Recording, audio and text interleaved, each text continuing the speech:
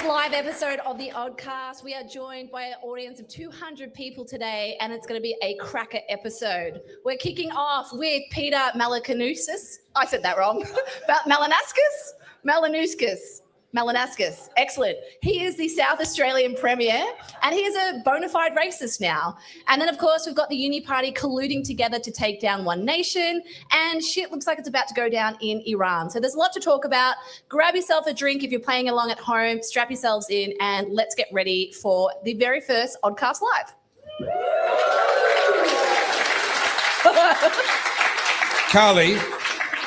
Carly, I need you to stop giving me heart attacks. Malakanusis? No, not that. That's the least of my worries. Gosh, if I worried about that sort of stuff from you, there'd be no end. No, you cast your mind back to last year. We released a bunch of merch. And what promise did we make? What promise did we make with the merch, Carly? That it would be delivered by Christmas. It would be in their house, in their hot little hands, under their tree by Christmas. I was sitting at your house, that's where our normal studio is, and it literally arrived on a pallet on the last possible day. We had to get it in with Australia Post the very next day. Otherwise, I was a liar. Yes. Okay, that's number one. We promised 200 people who are right now sitting in this room that they would have first dibs on brand new designs that nobody else had even seen, which both of us are wearing right now, by the way, and very good designs they are too. But we promised they would be here. When did they arrive, Carly? 4 p.m. yesterday. Yeah. Can you please stop giving me heart attacks? To be fair, in my credit, this is completely out of my control, but just so you know how amazing Australia is, because I'm just going to shit on our country straight off. I mean, what's new, right? So it left China over 2 weeks ago. It's when it gets to Australia, once it lands here, I don't know where it happens. I don't know where it goes. I have no updates. It doesn't get scanned. It just eventually shows up at my door. And I was, to be fair, I wrote a pretty wordy email to our supplier and just said, this is not good enough. She was hangry. And it literally rocked up 15 minutes after I sent the email. Why didn't you send the email a week earlier? That's what I want to know. We could have had that in our hands. So anyway, it's here. It looks great. And speaking of merch, we have a little thing, a little zhuzh, a little thank you all for coming. Do you want to, or should I? What, are we talking about bumper stickers? No, well, the bumper stickers, yes. But specifically... I don't know what to talk about. Really? Wow. Okay. Everybody, can you hold up that amazing, colourful bumper sticker that Carly has designed? How good is Carly's design? Can we get a woo for Carly? It just looks fantastic. Carly's responsible for this beautiful board over here. You're welcome to take photos for social media. Post them all over social media later on when we're finished. Now, one of you, on the back of that sticker in your hot little hands, instead of it being white and blank, one of you has a sticker that says Topher Field. If that's you, give me a woo. Can you give me a woo? Can you make some noise? All right. That'll have to pass for some noise. You are the lucky winner of a free T-shirt of your choice of anything that is on the merch table down the back. So at any point this evening, please go and present that to the girls down the back. They'll peel the sticker off and you'll get a free T-shirt. So thank you for coming and congratulations. That is our door prize. Everyone, round of applause. And I've just made one person very happy and 199 people really, really mad at me because they didn't win. Carly, help me. Sorry, that's why you got the sticker. True. You got a sticker, right? So we have a special guest. We do. And like all special guests, he came with conditions. We have to get him up here first because he's got like more important things to do or something like. I tell you what a pain in the ass this guy is. But he's done something actually really interesting. And this grabbed instantly. There's a first for everyone. This is worth having him as what is going to be, can I just say, history making. Our very first ever live in-person, in-studio guest on the Oddcast is happening right here at the first birthday tonight. Are we excited? Now, you've all seen some faces in the room. Can I just say we have David Limbrick, MP, who was our first virtual guest, okay, in the room. I can tell you it's not him. We also have Senator Ralph Babette in the room. Lots of love for Senator Babette here, and rightly so. I can also tell you that it's not him. Because all he's travelled to recently is Canberra, and nobody wants to hear about that. The guest we've got coming up has travelled somewhere much more interesting. Now, Carly and I both love travel. Have you ever been to this country? I haven't, actually. There's a lot of countries that are on my, I will get there eventually list, and this This one was, in my mind, at the bottom down with like Yemen, Somalia. Okay, so the country is interesting, the person is interesting, but the combination of that person in that country kind of blew my mind. And I thought, you know what? I need to hear more about this. Would you please put your hands together for Avi Yemeni?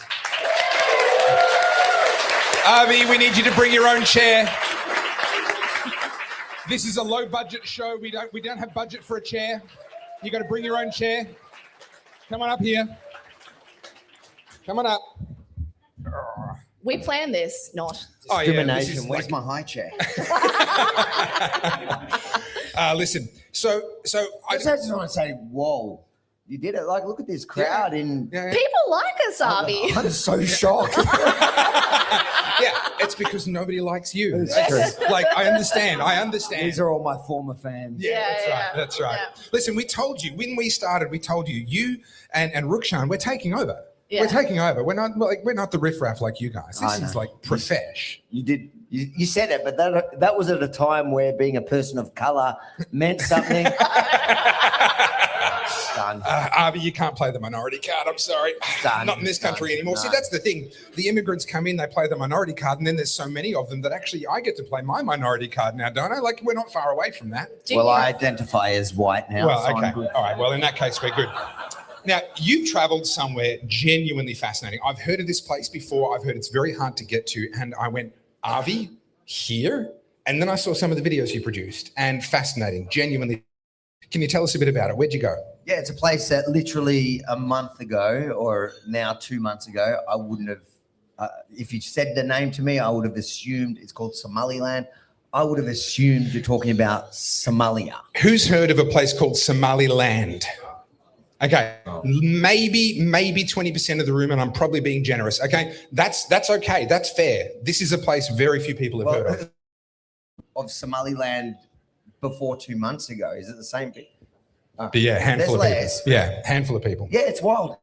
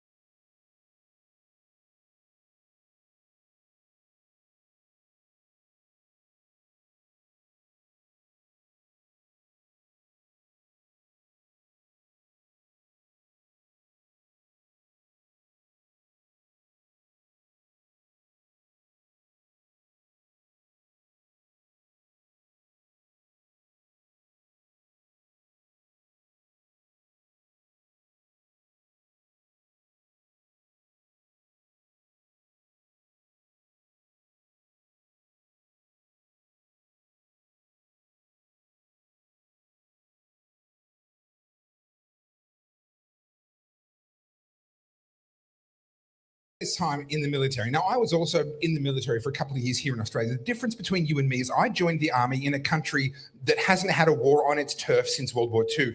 You joined the military in a country that's in pretty much non-stop war. And I thought that was weird. And then you decided to go to Somaliland, which on paper has got to be one of the most dangerous places in the world for you. What was the fascination? How did that even come up? How did that conversation, like, you just waking up one morning and you just said to your wife, hey, you know what? I think I'm done. It's time for me to die. I'll go to Somaliland.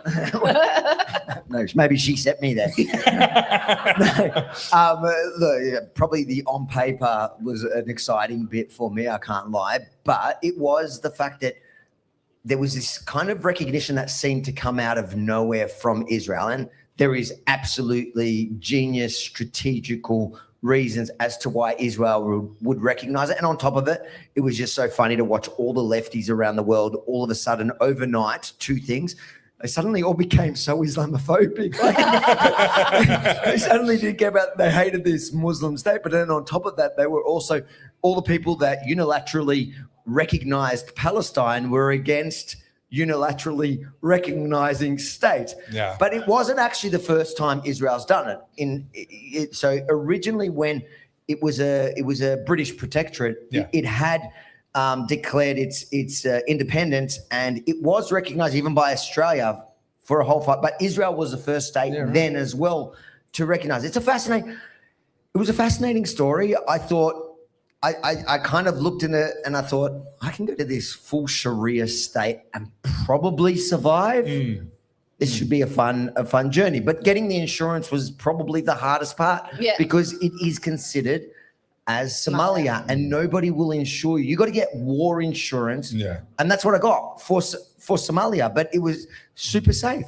So how do you get in there? What's the process of getting there? So unless you're willing to get a visa to Somalia, which means you have to hand over your passport to the Somalians, which means the next day your passport has been sold. Like that is just an accepted fact.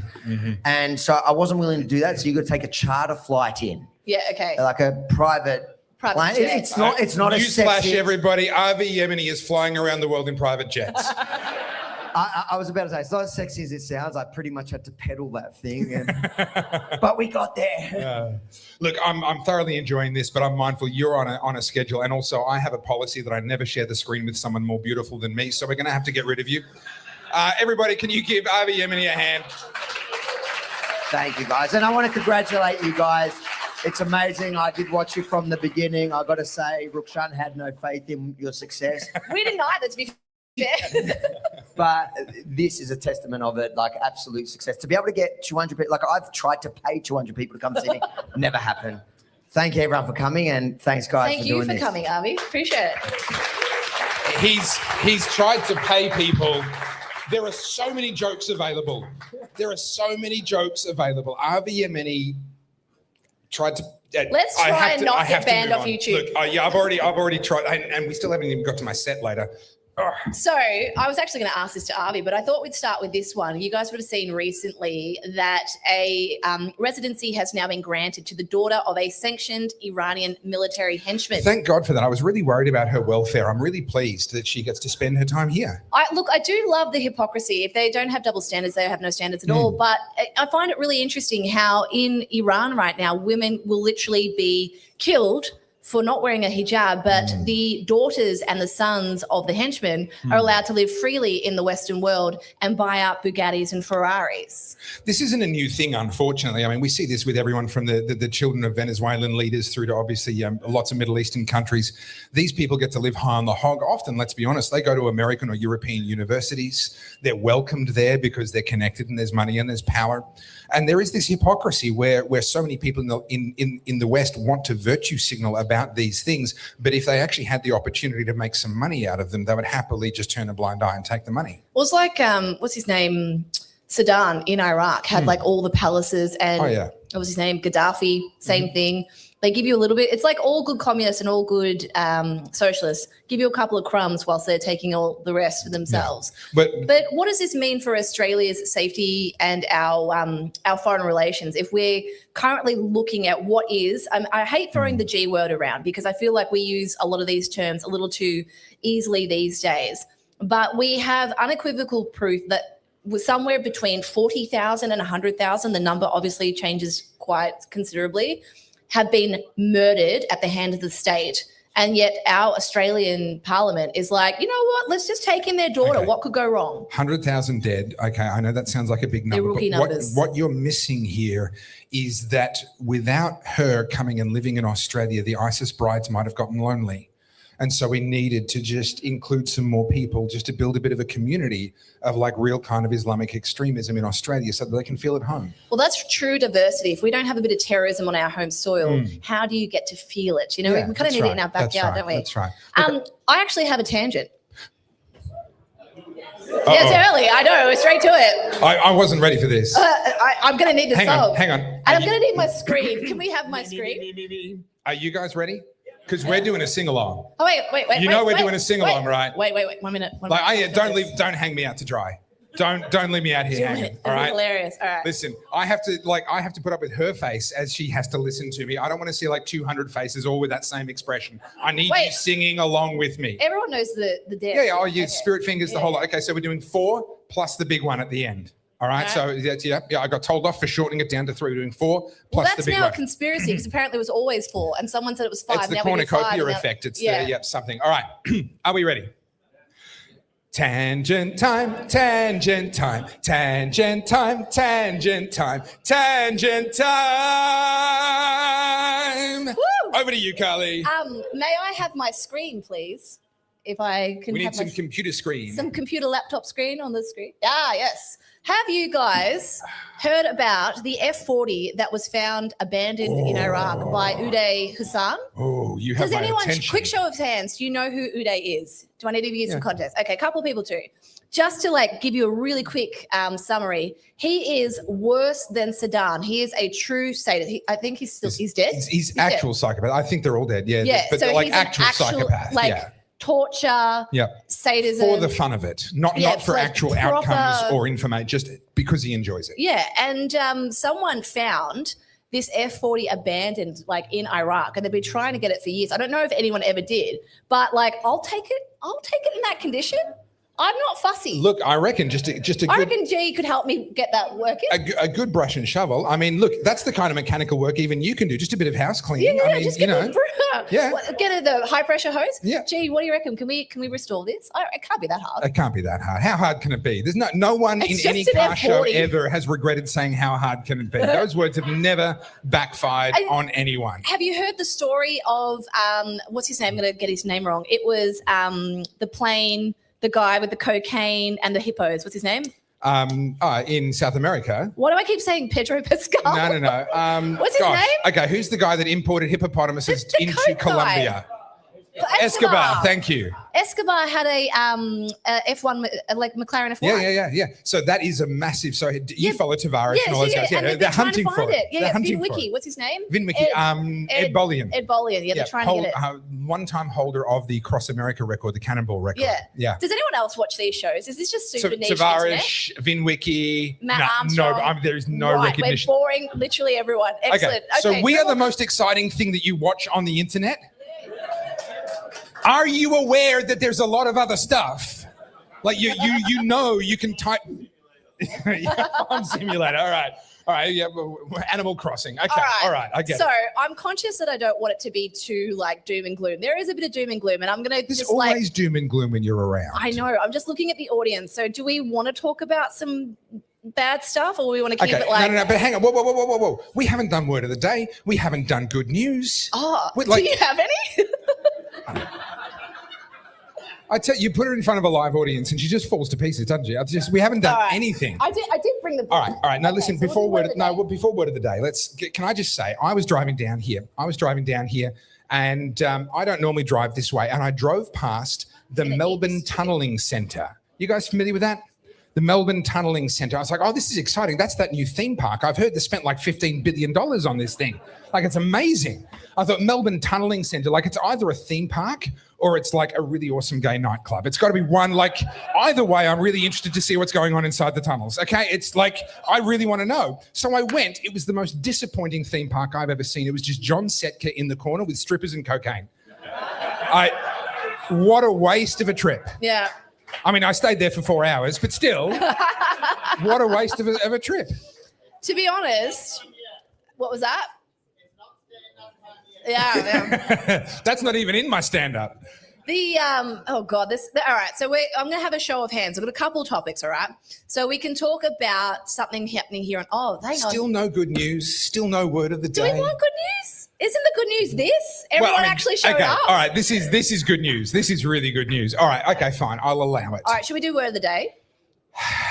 I've never wanted to do word of the day. You foisted it upon me against my will and despite my protestations. There's one, two. Now. Left or right? On the right. Top or bottom? Bottom. I heard bottom. There you go. Erroneous. It's too easy. We know this one. All right. Yeah. One more. Ready? Now. Left or right? Top left. Okay, that's a good sign. Always a good sign. I don't like this. I'm just set up for failure. Propitious. Propitious? Propitious? Help. Propitious versus auspicious. So, propitious. Propitious. Propitious.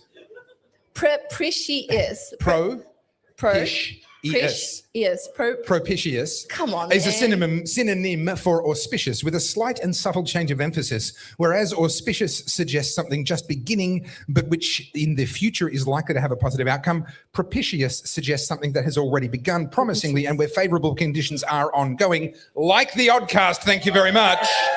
I think you've picked a very good word. The word is a direct borrow from Latin propitious, which has an identical meaning and a very nearly identical sound. I don't know why they you even put an bothered. R in there. It's propitious. Propitious in English. Propitious. I give up already. The upturn of the economy provided propitious conditions for job creation and rising standards of living. Giving or indicating a good chance of success. I think it's a rather excellent word, and I plan to win. I can't even say it. But can I just say, I still remember lumpen proletariat. Lumpen proletariat remains the greatest word. I have no reason to ever pull this out. If you're playing the drinking game, that's definitely one of the words. Although you're all getting a bit dry at the moment. We need to up our. All right, I apologise. Noted. We'll get to that.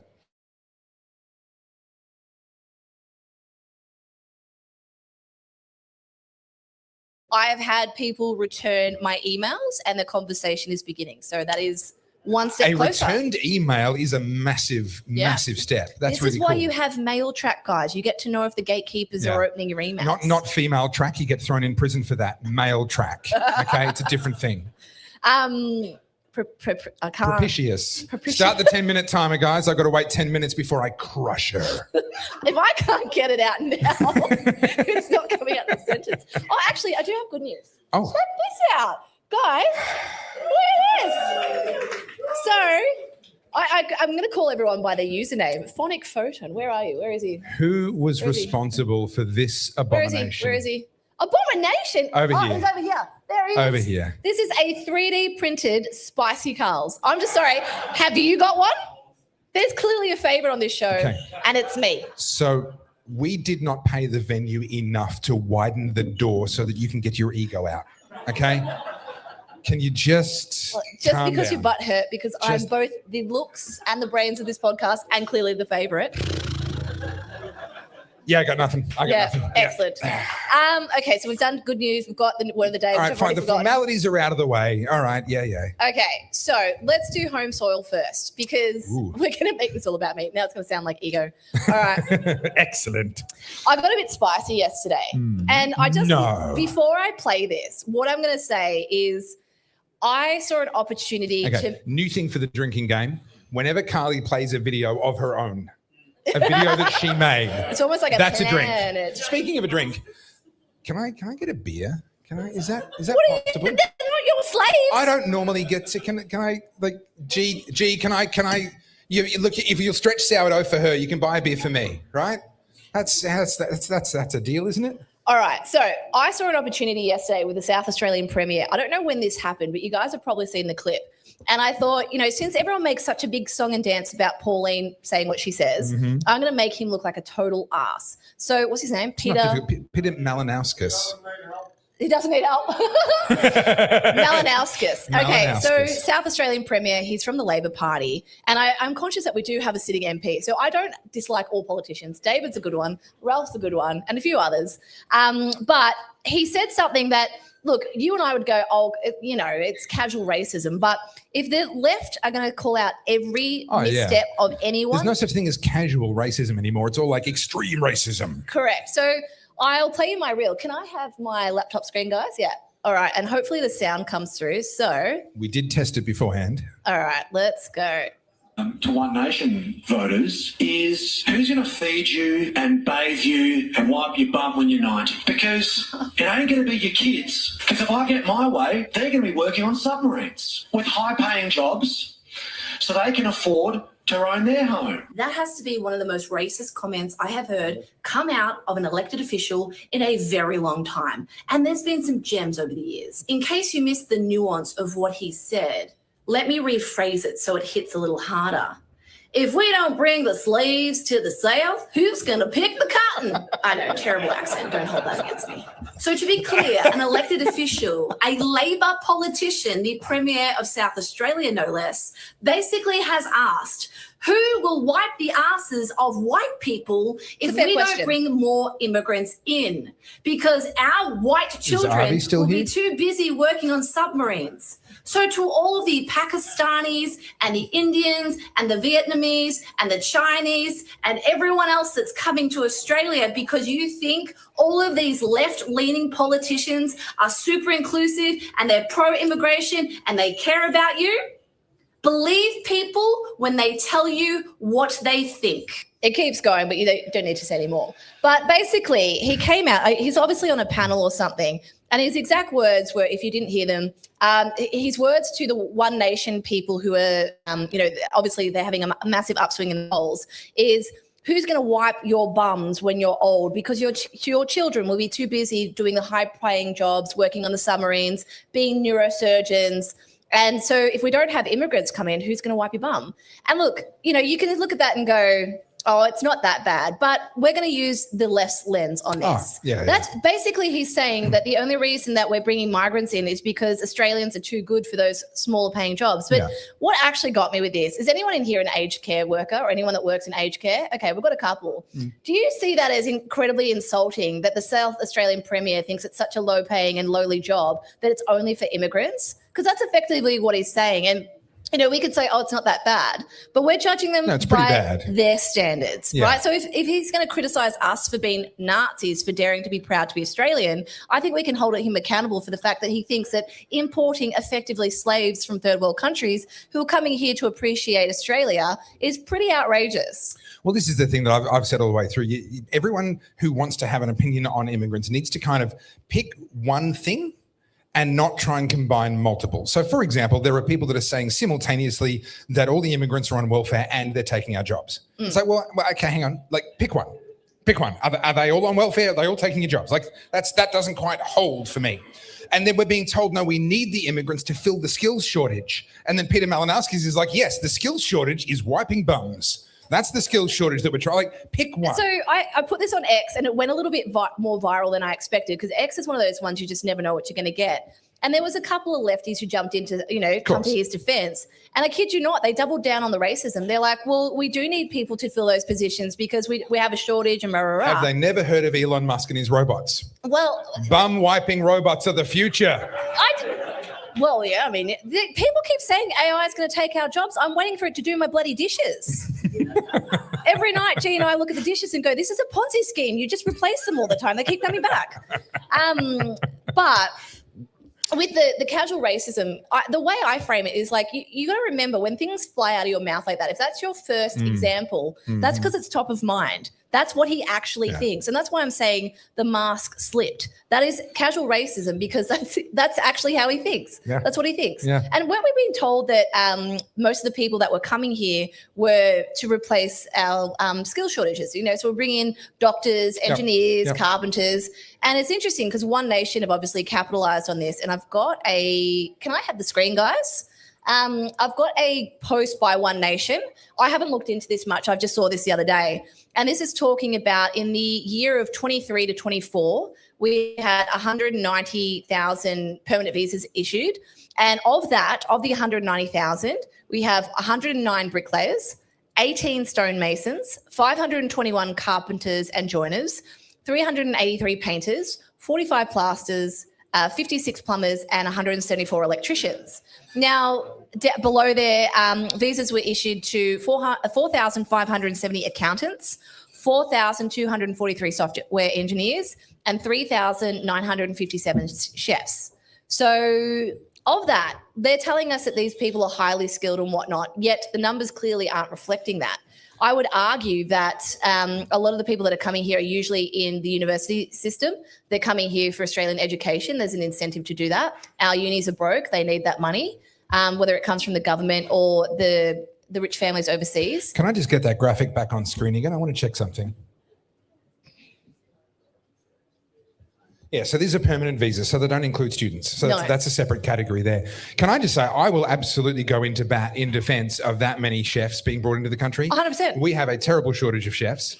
And I tell you what, I love, there's a chef not far from where I live. He's from Thailand. He makes Thai food, doesn't speak a word of English as far as I'm aware, but damn, I eat his food every chance I get. I've got no problem with immigrants coming in. Well, the chef thing's interesting. A lot of my friends were chefs and they've left the industry for a couple of reasons. Well, it's a brutal industry. I don't know why anyone would want to be a chef. It's brutal. And also, because cast your mind back 5-6 years ago, there was this little thing, you may have heard of it. It was called COVID.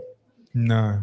And it decimated the hospitality industry. Does not ringing a bell. It's fake news. I would have heard of it. Yeah, so apparently there's this pandemic that basically shut down the hospitality sector, and they're all out of work. Lots of businesses are falling over. Conditions are terrible, and it's a real shame because that was one of the parts of Melbourne that I was like the most proud of. I was like, we're so cosmopolitan. We've got the best food. We're way better. We don't have a bridge, but we do have amazing food. But now, we've got a tunnel now, though. How many of you guys try and keep it clean? I know there's a few of you who have travelled from far away, but who is inner city Melbourne, metro Melbourne area? How many people? Okay, quite a few. Do you now kind of get embarrassed when people talk about Melbourne? Because you're not like all these crazy lefties, but like when people bring up Melbourne now, I sort of go, It's embarrassing. I used to. Not for me. I left. That's instant cure. Instant cure. But you still love your home state. Come on. You know what? We didn't ask a very important question at the start of the show. What? Hands up if you've come here today and you're not from Melbourne. That's a lot of hands. Keep your hand up if you've driven. Yeah. Keep your hand up if you've travelled for more than an hour. Okay, so even people in Victoria, okay? Now, from outside Victoria, keep your hand up. I know we've had some people come down from Brizzy or the Gold Coast. Okay. From New South Wales? A few. Queensland? Woo! All right. Thank you so much for coming, guys. South Australia? Good. Excellent. All right. Here's the real test. West Australia? No one. All right. Well, mind the arm. Thank you. Yes, I probably need to, probably just, have a different gesture. All right, guys, you're amazing. And thank you. How heartwarming is that? There are people that got on a plane, I presume like yesterday, or you flew down first thing this morning. You've gone to that kind of trouble to be here. Who was having the delayed flight? Nice. Someone had a delayed flight. Yeah. Did you rebook a flight? So what's your name? Daniel. Daniel had a flight, and was it Jetstar? Well, that's your first mistake. Did you have to ask? Well, although Qantas is just as bad these days. That's not great. Had a Jetstar flight this morning, got delayed, and he was told he was going to be here, arriving at Melbourne Airport by 12:30. So he's rebooked a flight to get here, and so round of applause for him. Tell you what. Anyway. Listen, I don't want to break the bank, but I think that earns a free T-shirt. So, Daniel, put your hand up. Daniel. Woo! All right, that's a free T-shirt right there. Guys, give him more beer. He's getting more generous. I tell you what, I'm going to turn into Oprah in a minute. It's going to get out of control. I just almost threw my arm. Did I tell you what happened to me? Oh, gosh, did you ever? You opened the door. I had to go to Carly's house to get all the merch to bring it here. She opens the door and the first thing she's doing is whinging. Come on, Carly, let us have it. Okay. this is really embarrassing, but I actually cannot straighten my arms. I'm not even joking. That's as far She as did this thing called exercise, and her body is so not used to it that she's having an allergic reaction. Like all her muscles are swelling up and aching. You say that like it's a joke. I swear to God, I'm like, do I have rhabdo? I went to the bathroom, I checked my pee, and I'm like, no, I don't think. Like, I literally cannot straighten my arms. I went to the gym thinking that I could still do what I used to do, and evidently I cannot. Okay. And to be fair, a lot of us have made that. Who's made the mistake? You think your body is still as young as your mind is? Yeah, okay. Is So this you're not it? alone. Is this You're not what alone. happens when Yes, you're and then 40? before you know it, you need these. And if you leave home without them, you have to turn around and go back. Yeah. So anyway, went to the gym and I was doing a lot of pull-ups and I was like, oh, they're getting a bit hard, but that's all right. I'm going to push through. And now I literally cannot. I can't even put my arms over my head. How's this for convenient? She does that the day before we're supposed to be carrying boxes full of merchandise up and down the stairs. Oh, no, I can't possibly carry a single thing. Damsel in distress routine. They do call me a trad wife, so I mean, Gosh. it's the script. Yeah, but where's the sourdough? Yeah. What? I haven't made any. You want to claim eating it. If you want to claim a trad wife title, you better open the door with sourdough in your hands. Okay, this shows. Or a chicken in one arm, sourdough in the other. And an apron. Yeah. And like 3 kids. Yeah. This wasn't on the script, but nothing ever is. What is on this? Is there a script of someone? Script? Anyone seen it lying around? You know, there's this massive takedown of any woman who wants to dare be proud of the fact she's a mother, right? We've talked about this at length. And we know that the left are very anti-children. They're very anti any woman ever wanting to be a stay-at-home mother, all of that rhetoric. And because I'm trying to be a little bit more balanced in the content I consume, I do consume a bit of this content against my will, but I mean, I'm trying to understand how they think. And friend of the show, Miss Abby Chatfield, hey, you knew it was coming. She recently watched a super progressive movie, the One Nation movie. Guys, did she like live react? Do you reckon she was pumped? Gosh. Has anyone seen her reaction yet? To be fair, it is aimed at about her intellectual levels, so that kind of works. But who's watched it? Who's watched Super Progressive? Okay, not too many. Can I just say it's actually really good, and I'm all for supporting the minor parties who are doing some stuff, like whether you're a libertarian, One Nation, whatever.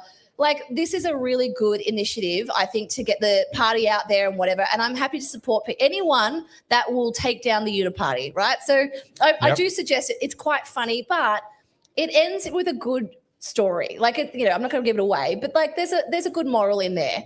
And obviously it's gone completely over their heads. But so we've got a reaction to reaction because I couldn't find the original and I dare not go look at Abby's page. So can I have the screen, guys? So I'm going to play this again. Callista, she's a Melbourne girl as well who is, oh no, I've lost my thing. Hang on, I'll get it back. Oh God, what have I done? This is a proper Oddcast episode now. Just 1 minute.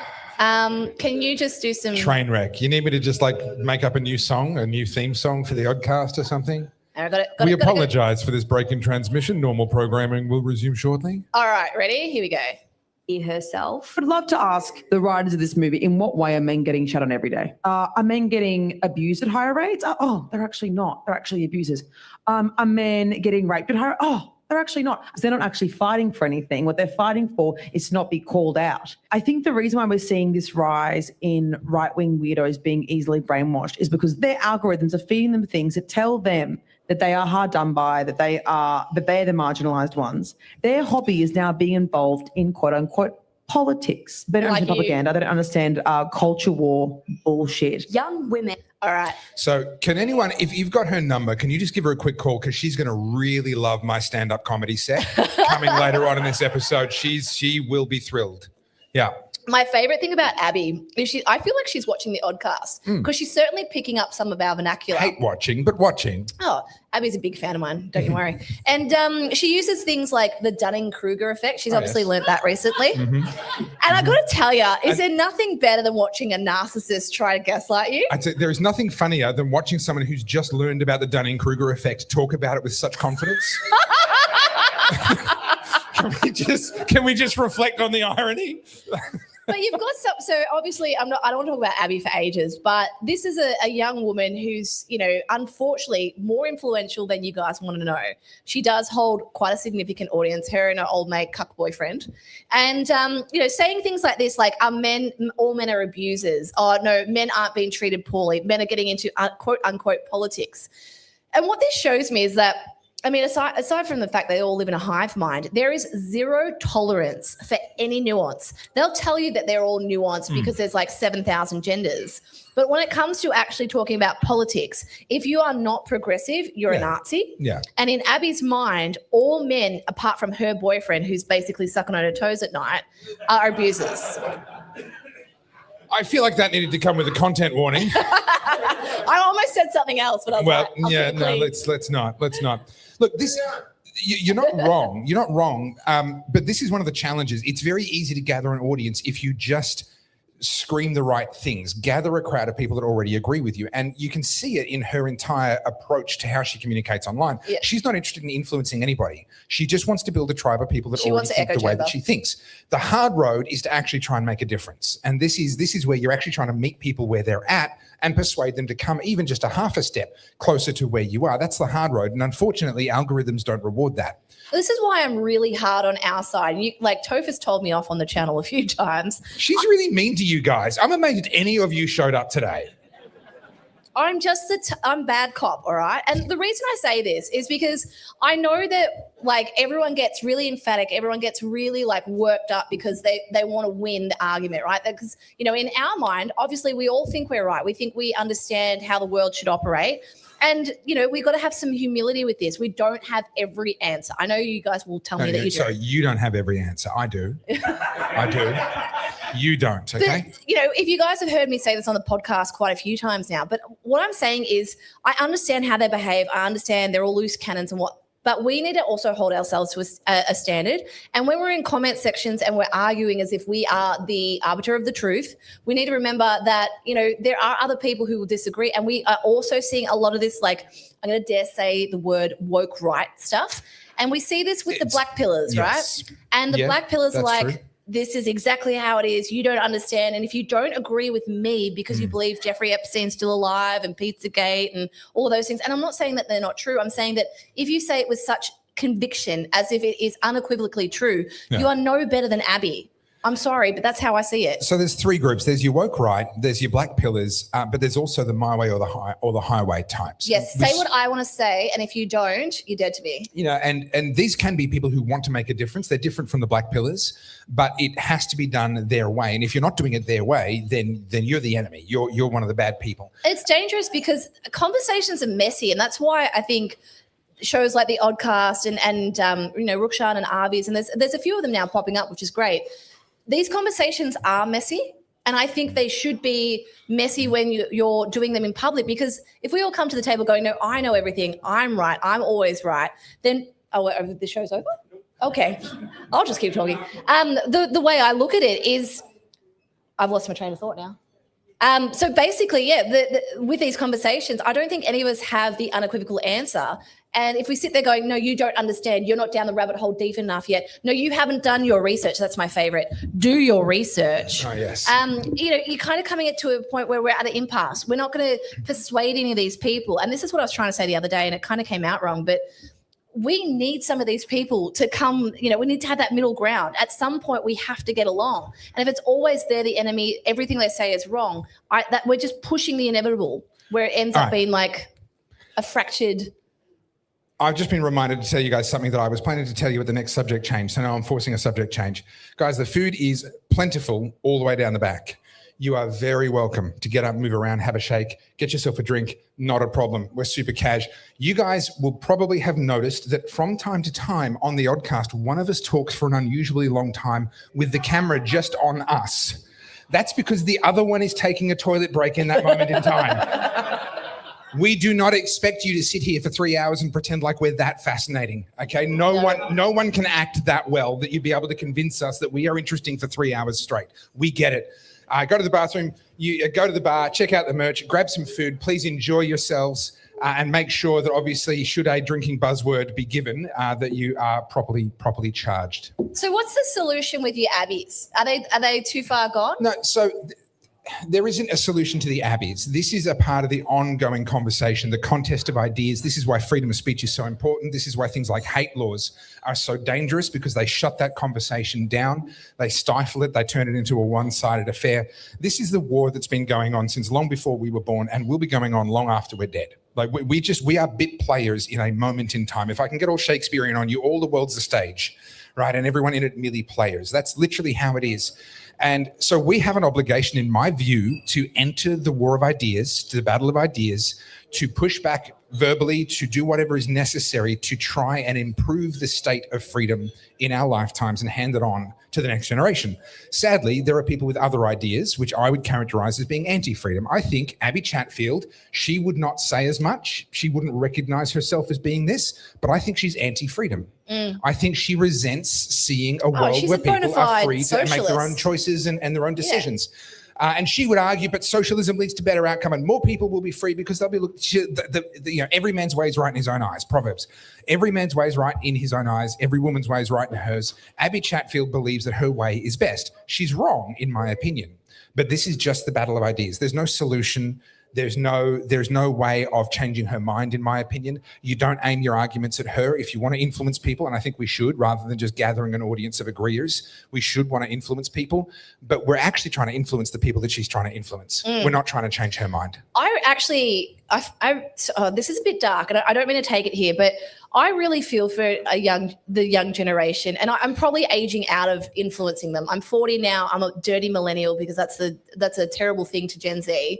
And I know I'm pretty hard on Gen Z because I feel like their parents failed them. Sorry, but I feel like their parents you can't do that. You have it on the screen all the time. No, I closed it because I can't. You did this time because you've given up already. Yeah, I can't even remember. You keep a tab open on your screen and I'm not allowed to look at the book. That's cheating. Get out of here. You're just like the Canadian get out of here. Curling people. Keep talking, keep waffling. Anyway. I'll think of how to use the word. I feel really sad for the young women because I don't see a whole lot of, I'm going to say, moderate women speaking up. I see the far right, I see the far left, but there's nothing in between. And I feel like their parents failed them because they did the whole, soft parenting, gentle parenting. You can be anything, go to school, stay at home because I'll pay for you because it's too expensive. And basically you've got these like infantilized little permanent adolescents who then have people like Abby to look up to. And the reason I say this is people like Abby are the ones that push the abortion thing, that all men are terrible, that there's no such thing as a good man. And it just makes me really freaking sad. So a new generation of bitter clingers is being born as we speak. We've touched on this before. These are, and particularly it's going to be young women especially, I think are particularly the victims of this, where they've been raised to believe in a world that was never actually real. It was never actually true. And one of the, reflecting on what Abby was talking about a moment ago there, where she was talking about how, men aren't the abusers, men aren't, being raped, men aren't this, men aren't that. There is an assumption, this is true. Can I get a show of hands, actually? This will be interesting. This is the first time I've asked this question in a public forum. Can I get a show of hands as an adult now? Please raise your hand if being an adult is more complicated, more challenging than what you expected it to be when you were a teenager. Raise your hand. Pretty much every single hand, right? Now, this is the thing. It's universal. That's my point. It's universal. Every single one of us, when we were teenagers, looked at adults and went, gosh, they're making such a big fuss over not much. Can't be that hard. No, you used to want to be an adult because you wanted to be able to drive and have the freedom and your own money. But you were going to be able to, you weren't going to fall prey to all the things that all the other adults were falling prey to. Now, here's the thing. Every man looks at every woman and goes, that's not that hard. And every woman looks at every man and goes, that's not that hard. Does it get hard? And because here's the thing. Come on, that was funny. That was funny. Moving on. Because here's the thing. Every single one of us, our lives are all more complicated than they appear on the outside. Because a whole thing that we do, we put so much effort into making it look easier. We're not trying to advertise. Now, I'm not saying that everyone's life is harder than they say. There are people that want to play the victim and pretend like their life is super hard. But everyone's life is more complex than it looks. Yeah. Right? That's just a fact. That's just across the board. And so for someone like Abby to feel like she's entitled to sit there and be completely dismissive of men who are saying, hey, actually, we're kind of not all right here. There are some things that we really need to change in our society because, whether it's with the legal system or with the education system, the expectations on men, the death of masculinity, etc. These are real things. It's very easy for her to sit there and dismiss it. But this is childishness. This is that teenager looking at the adults going, oh, but what would you know? It's not that hard. When I'm your age, I'll be able to do so much better. If I was a man, I'd be able to, we hear feminists talking Well, like we that all talked the that time. book. What's that book where the woman became a man? And Nora Vincent, Self-Made Man. And she ended up killing herself. She killed herself. Now, she had other mental challenges as well. I'm not going to 100% put it down. So those that want to look this up, look up Nora Vincent. She was a raving feminist. In the 80s, she spent 2 years passing herself off as a man. And she wrote a book about it called Self-Made Man. She cut the experiment short. I think she actually stopped after 18 months because she was becoming so depressed and she was starting to hate women because of how she was being treated each and every day. She was going on dates. She was in work environments where they didn't know where, and she put a lot of effort in. She passed herself off as a relatively low testosterone man, a shorter than average, mousier than average man. That's what everyone thought that she was. And she was treated horrifically. And she writes about it in her book, Self-Made Man. Now, that's not the only example. More recently, and I did a video on this, there was an incident where a woman who had transitioned to being a man was living as a man and again was passing herself off as a man as authentically as possible. Wasn't doing the thing that some of them do, right? She was actually putting the effort in and wrote a blog post and said, I had no idea men were so lonely. I had no idea how lonely it is to be a man. I took for granted my entire life the warmth with which people treat you, even complete strangers, the kindness of the assumptions they make about you when you're a woman. And when you're a man, all of that's reversed. You're assumed to be a threat until proven otherwise. You're assumed to have ill motives until proven otherwise. And in the video, I talked about this is a coldness. This is one of the reasons why puberty is so confusing for boys. Because boys experience that same warmth. Children experience that warmth, boys or girls. And then they hit puberty and something shifts and no one tells them. No one prepares them. And all of a sudden the world turns cold and they weren't ready for it. And most men still to this day, some of you in this room literally as grown-ass men, everybody's going to be sitting there going, holy shit, this is the first time I've ever heard this. And it's true, you're right. The world turns cold. And the example that I gave was a situation that came up, very mild situation, but this is just to tune you in to the narrative that men have to have going in the back of our brains at all times. I went down to pick up my son. He was getting off the bus, having got home from school. All the other parents came, picked up their kids. I was parked a fair way away. Winston came and walked a long way over to my car. And there was a girl who's still waiting. And all the parents were gone. There were no other parents there. And she was about Winston's age. And I thought, well, I don't want to leave her. Like, we live in a pretty good part of the world. It's not that bad, but I don't want to leave her just standing there. But I know that I can't walk over to her and say, are you all right? Do you need someone to? I cannot. I have to stay in my car, parked 100 meters away, and use my son as a message ferry between the two of us. Because the minute I get out of my car, the assumptions that will be made about me could put me in prison. Literally. Although in Australia, it seems like we're not too bothered by pedophilia at the moment. Well, no, we're not bothered by actual pedophilia. But boy, will we come down hard on any sincere, well-meaning male who's caught in the wrong place at the wrong time. So you guys would have seen the story recently, the ex-school principal who's been sentenced to only 3 months jail for possessing child porn. Now, while you're looking that up, there was the university lecturer who put kiddie porn up on the screen. Yeah, is he back? I don't know. That was my question for you. Does anyone know? Have you heard any news? So he went traveling overseas. Our theory is that he's going to go to Austria and unalive himself while he's there in the assisted dying. He had to go on his, guys, you don't understand. Yes, he showed some child porn in a lecture full of university students. But after he was charged, he booked a really expensive holiday and obviously he had to go on it. So, I understand. If I'm booking a holiday after I've been charged with pedophilia, I want to go. So for those that don't know the story, this is literally true. The judge allowed him to go on an expensive European holiday that he booked after charges were laid against him, right? So he knew, and he's booked a trip to Europe. Now, what's in Europe? Well, only some of the most famous assisted dying centers in the world. My theory is that he's not coming back, but I haven't heard anything. I haven't heard anything. And so, thank you. Amazing. I got food. Yes. She's got food. What do you need food for? You're not wrong. I ate a salad right before. Clearly, I am the favourite. I'm not Food trying to gets brought virtue me. signal, but you're eating deep fried pastry and I had a Caesar salad. I clearly don't need to worry about it. Well, I do.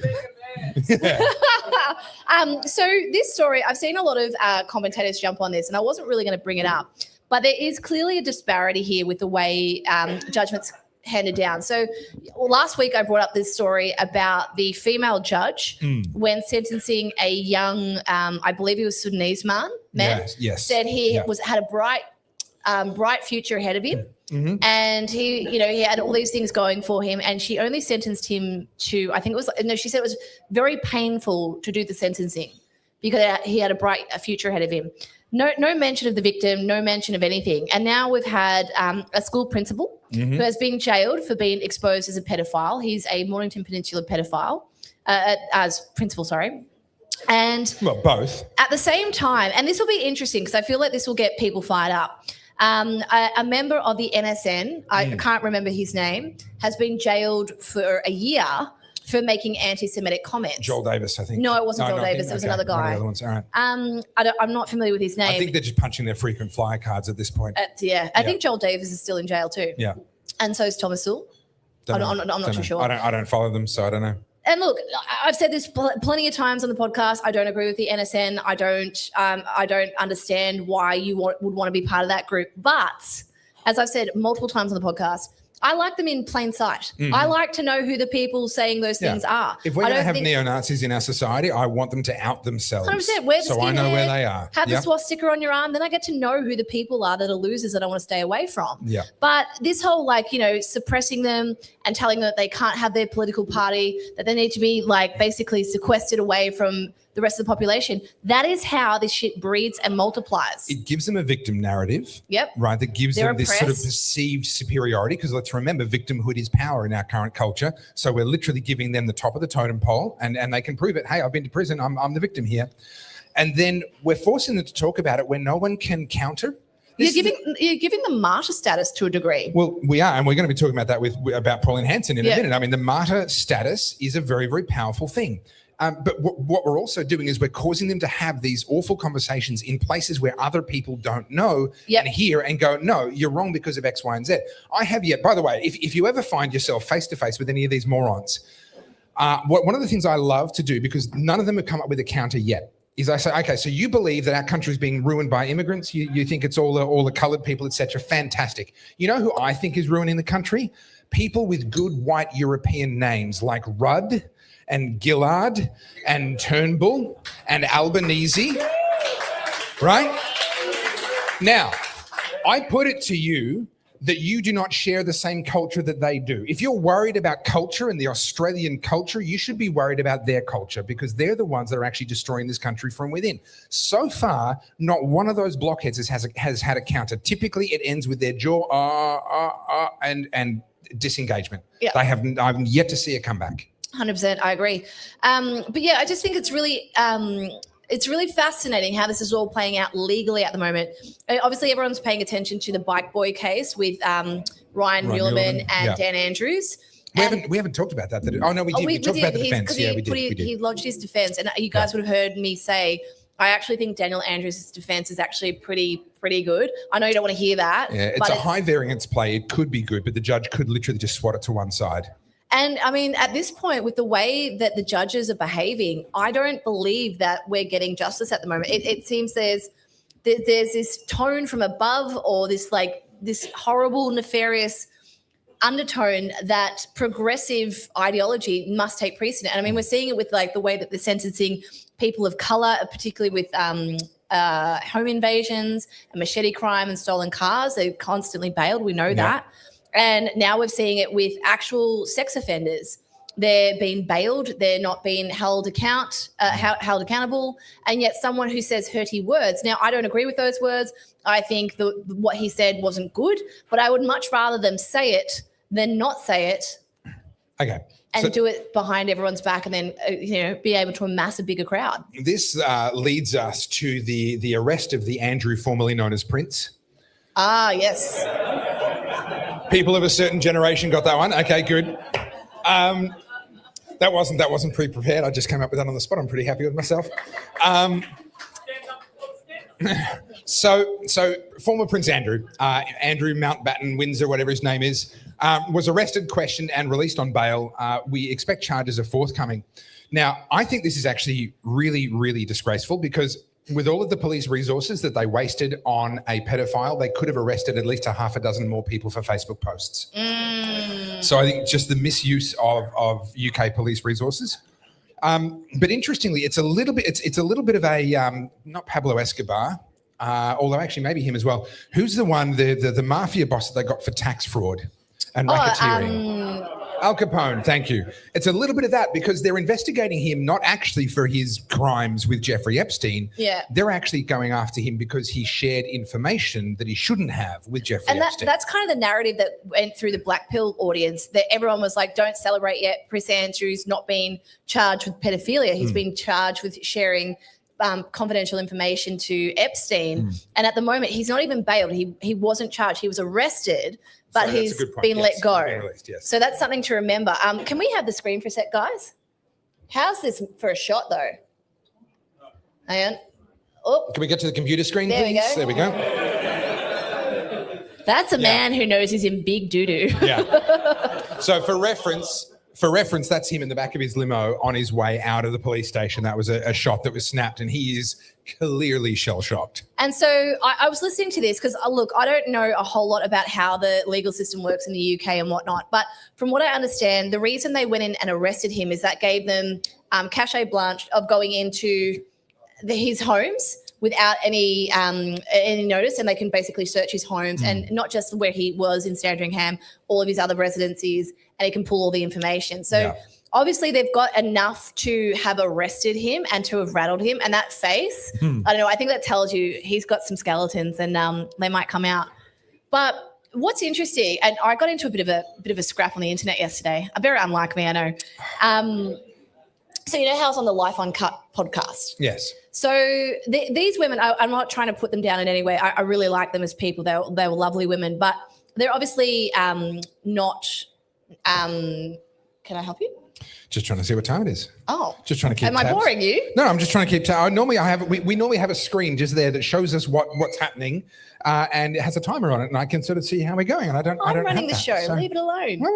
Yeah. But so these women are, when I say mainstream, and I don't mean that as a slur, just like normies, the people that we talk about. Yeah, they're not all the weirdos time, like normies. us. Yeah. And they've recently started talking about the Epstein files. Now, this is something I have been personally just watching and been interested in for, 6 years now.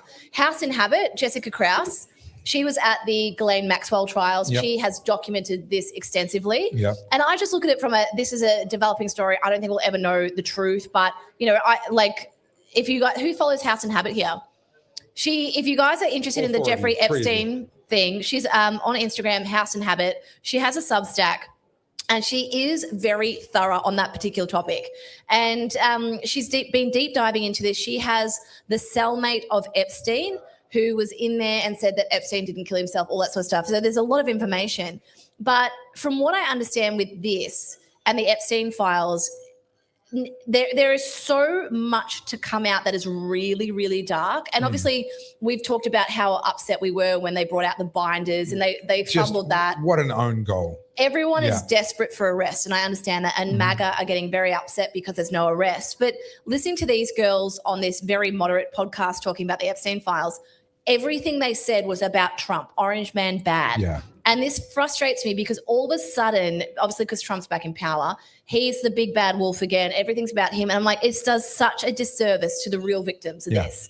Because everything centers around Trump. And I'm so bored of it. Yeah. It's such a shallow conversation. And it reeks of being more concerned about the side than you are actually about the principle. They're not concerned about the victims. They're not concerned about the pedophilia. Sorry, that was what I was going to say. So I left a fairly polite response. I wasn't rude or in any way.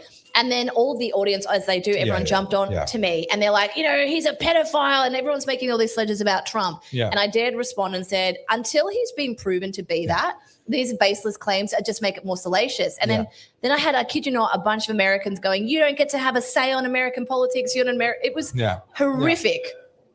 And sorry, go. For those that may not be aware, because not everyone follows this stuff as closely as we do, we now know for a fact that Trump was one of the very first people to actually report on Epstein. He voluntarily went to the police. When the news first broke that he was being investigated by the Palm Beach Police Department, Trump went to the police voluntarily, said, I would like to make a statement. And he pointed the finger directly at Ghislaine Maxwell and said, look into her. She's trouble. We also now know, because of a resurfaced interview that's come out recently, that he was warning about, thank you. Look at this. You read my mind. Wonderful, thank you. Where's my... round of applause, please. Round of applause. I feel like I need a palm leaf and grapes at this point. He was on an interview talking about Andrew Windsor and connecting him to the island and saying what was going on the island was really not good. This is stuff from 12 years ago. And yet still when Epstein comes up, there are people in the world who just make it all about him. Yeah. What about the real criminals? Okay, let's say hypothetically that Trump is one of them. Shouldn't we at the very least be talking about all of them? Yeah. Rather than just make it all about one. We're just going to drag down one person and the rest of them get off scot-free. Now, you've they seen don't care. Hillary Clinton saying that there were no connections between Bill Clinton and Epstein. Yes. Do you want me to play it? Have you guys seen Okay, this? so is that connections? Is that connections like in a dog breeding sense when you're like... He's only been on his plane like 38 times and been to the island, but there's no connection. See, it's a big plane. You could be up one end of the plane and have no idea who's up the other end. Like it's just... They didn't see each other the whole time. It was wild. This woman, I don't say this often, but this woman is a fucking demon. I'm sorry.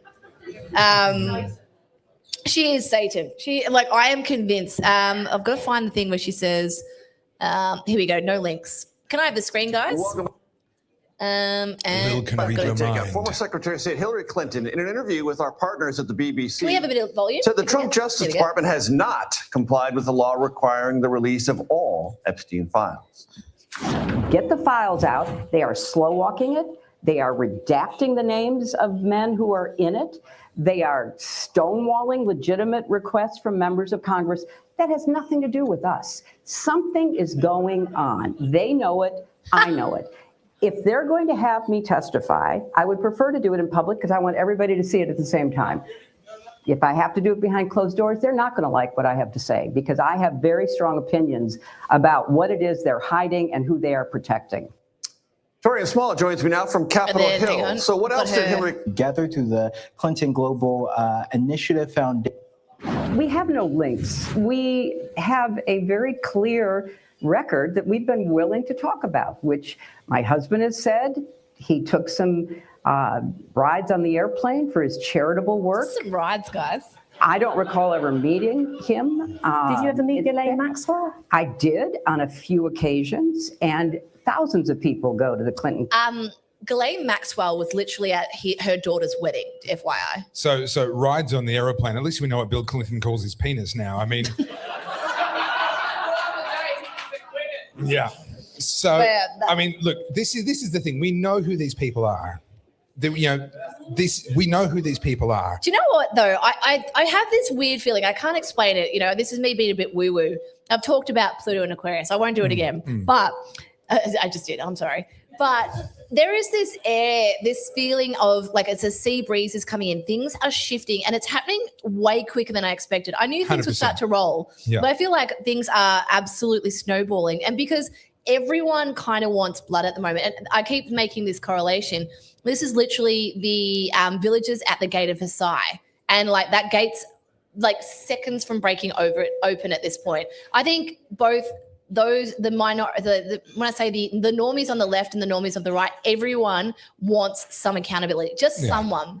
And I think like in Victoria with the 15 billion through CFMEU, I think with Albanese immigration and cost of living, and I think, the whole Epstein thing, there are so many things that people like, we know there's a problem. We know shit's going on. Why aren't you doing anything? Yeah. And well, this is now this is the question that needs to be answered. Now that it's in plain sight, there are enough people that know what's gone on and who's done it. So now the question becomes, why the lack of accountability? Why didn't the London Police Department take seriously the allegations around the grooming gangs, etc.? Why didn't people take action and take seriously the allegations around Epstein? Why have we allowed, to cite another completely different example, why have we allowed Ukraine to make hundreds of billions of dollars worth of aid disappear into somebody's pockets along the way? Like, why are we allowing this stuff to happen and no one ever gets held accountable? And I think there's been a belief on the part of these power brokers that they never will be held accountable. Yeah. And that's been true for a very long time. But I got to tell you, I get the feeling like something's shifting. I definitely think something's shifted because there's only so much you can suppress people before they start to fight back. I mean, we're seeing this with Iran at the moment. There's an uprising there and there's a lot at stake. We'll talk about Iran in a second. But even here in Victoria, you look at that 15 billion. I mean, Labor is very much on the out anyway for a whole host of reasons. But that 15 billion is just it's pissing in the face of every Victorian who's now currently feeling the impacts of the COVID-19 tax. Well, the levy, the land tax, and everything else that's going on. And to hear that $15 billion has been siphoned out. I mean, we all knew it, but to hear the figure and the number, and then her reaction, I'd love to hear Dave Limbrick's view on this because obviously, if only he was here so we could ask him. Does anyone know? Dave, can I put you on the spot? Yeah. Come on, Dave. You got a BYO chair. Impromptu guest. Yeah. Sorry, I threw you under the bus, but I guess you kind of expected that.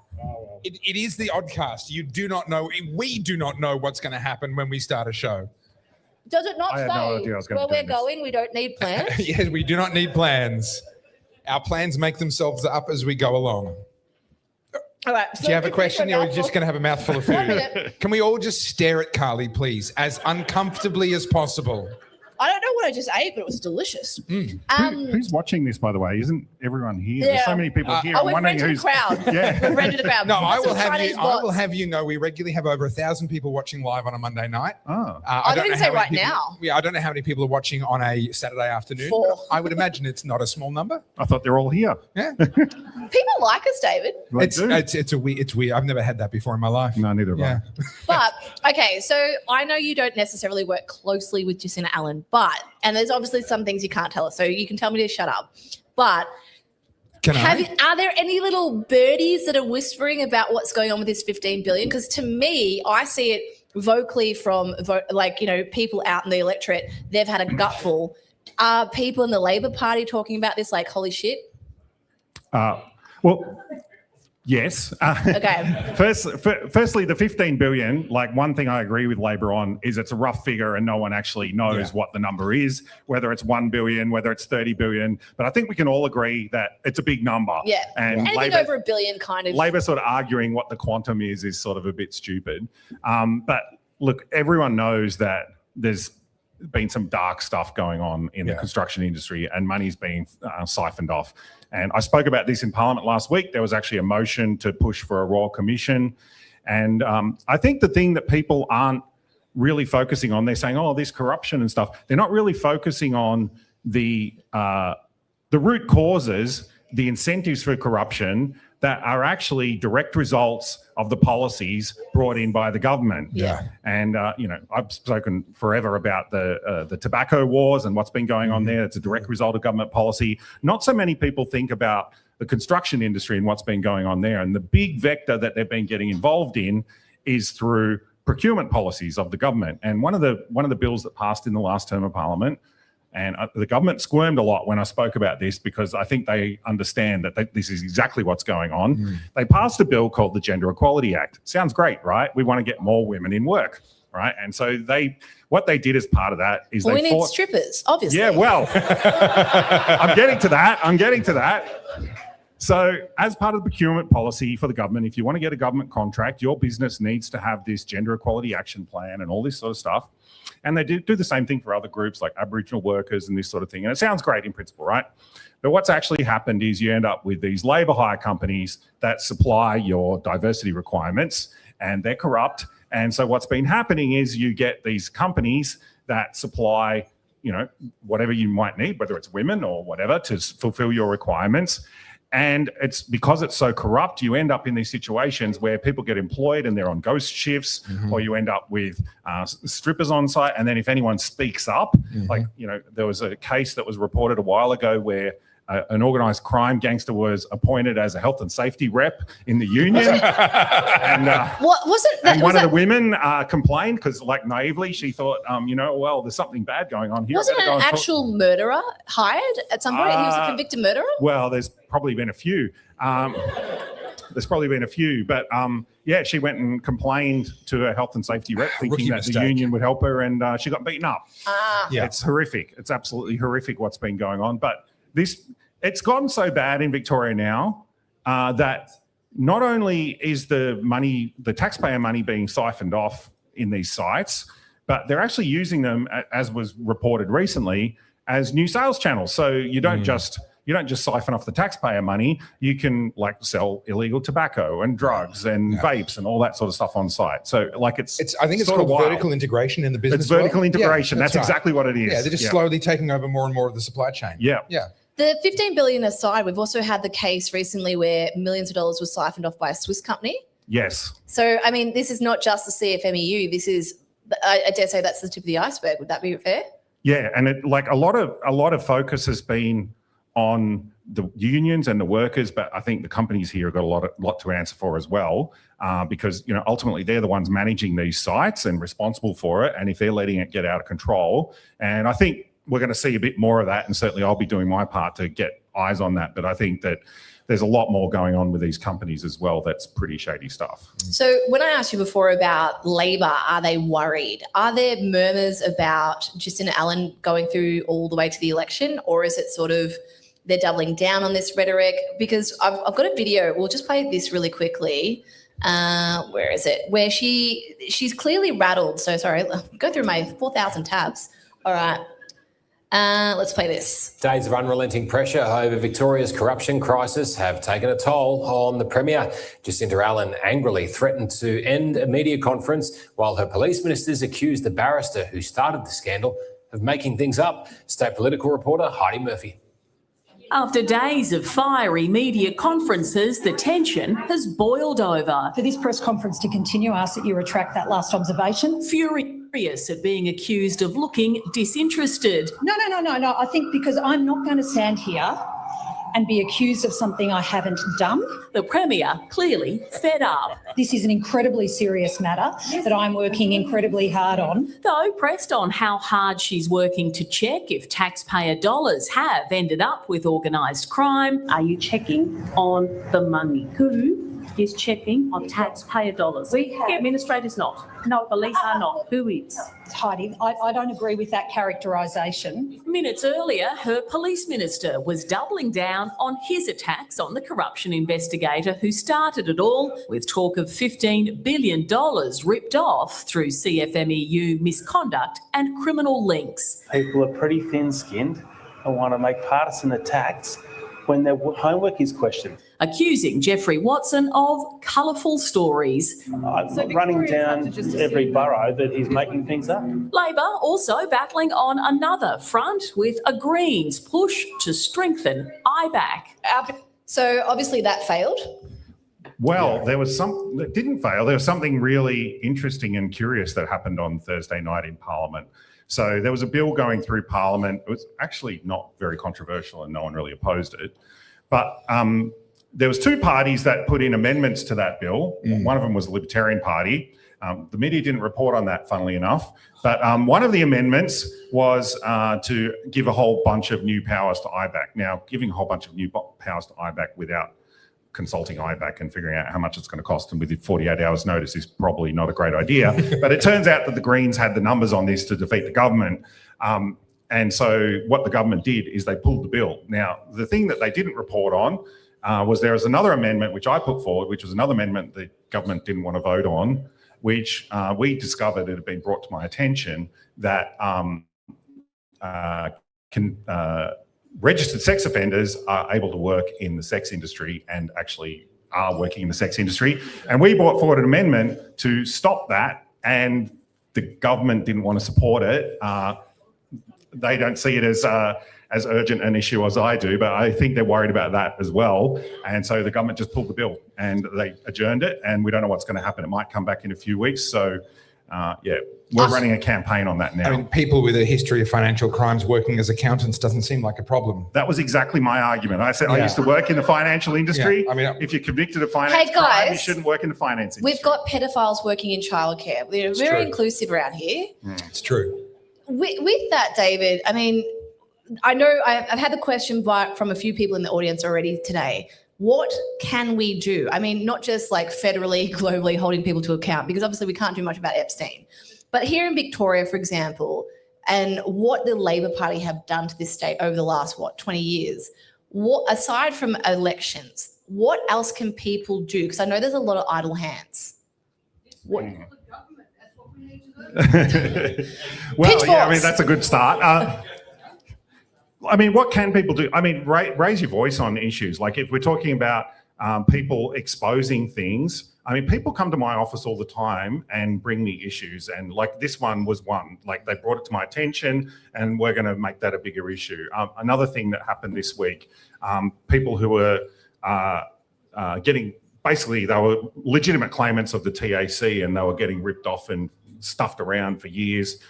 They brought it to our attention and we ended up getting an inquiry into the TAC up this week as well, which was really good. So you can actually organise on things and push back against things and make a difference. And I think ultimately that's what it's about. I think in the longer term, the biggest problem with the government at the moment is the size of it. Yeah. They're so big and so huge that they simply cannot control things what they do very well. And I think that they need to focus on what's important rather than all this other stuff. All right, we can't let you go without getting your thoughts on recent polling suggesting that not only has Jacinta Allen slipped behind the Liberal Party in Victoria, but according to one particular poll, and it must be said, only one so far that I'm aware of, could be an outlier, but nevertheless, in this poll, it suggested that One Nation was in fact ahead of the Liberals and both of them were ahead of Labor. What are your thoughts on this? Is this protest polling? Do you think this could amount to something? And what does this mean for Victoria between now and the election? Yeah, look, there's clearly a large group of people that are pissed off with the major parties, right? Especially the Liberal Party, but also the Labor Party. Sure. And a lot of that's showing up in polling at the moment. And so what I encourage people to do is to look at the track record. So we know in Victoria, at least for the Libertarian Party, I'm really proud of our track record, what we've had over this term. Mm-hmm. One Nation also has the same representation in Victorian Parliament as we do. That's Ricky Lee Tyrrell up in That's correct. in Victoria. Yeah. Yeah. And so you can actually do a lot with one member of Parliament. If you look at what we've done in this term, we've stopped a serial killer getting out of prison. We've initiated tax inquiry into stamp duty. We've got the first documentary published on mainstream media about gender medicine for children. We've got a TAC inquiry just now, and now we're attempting to stop, pedophiles working in.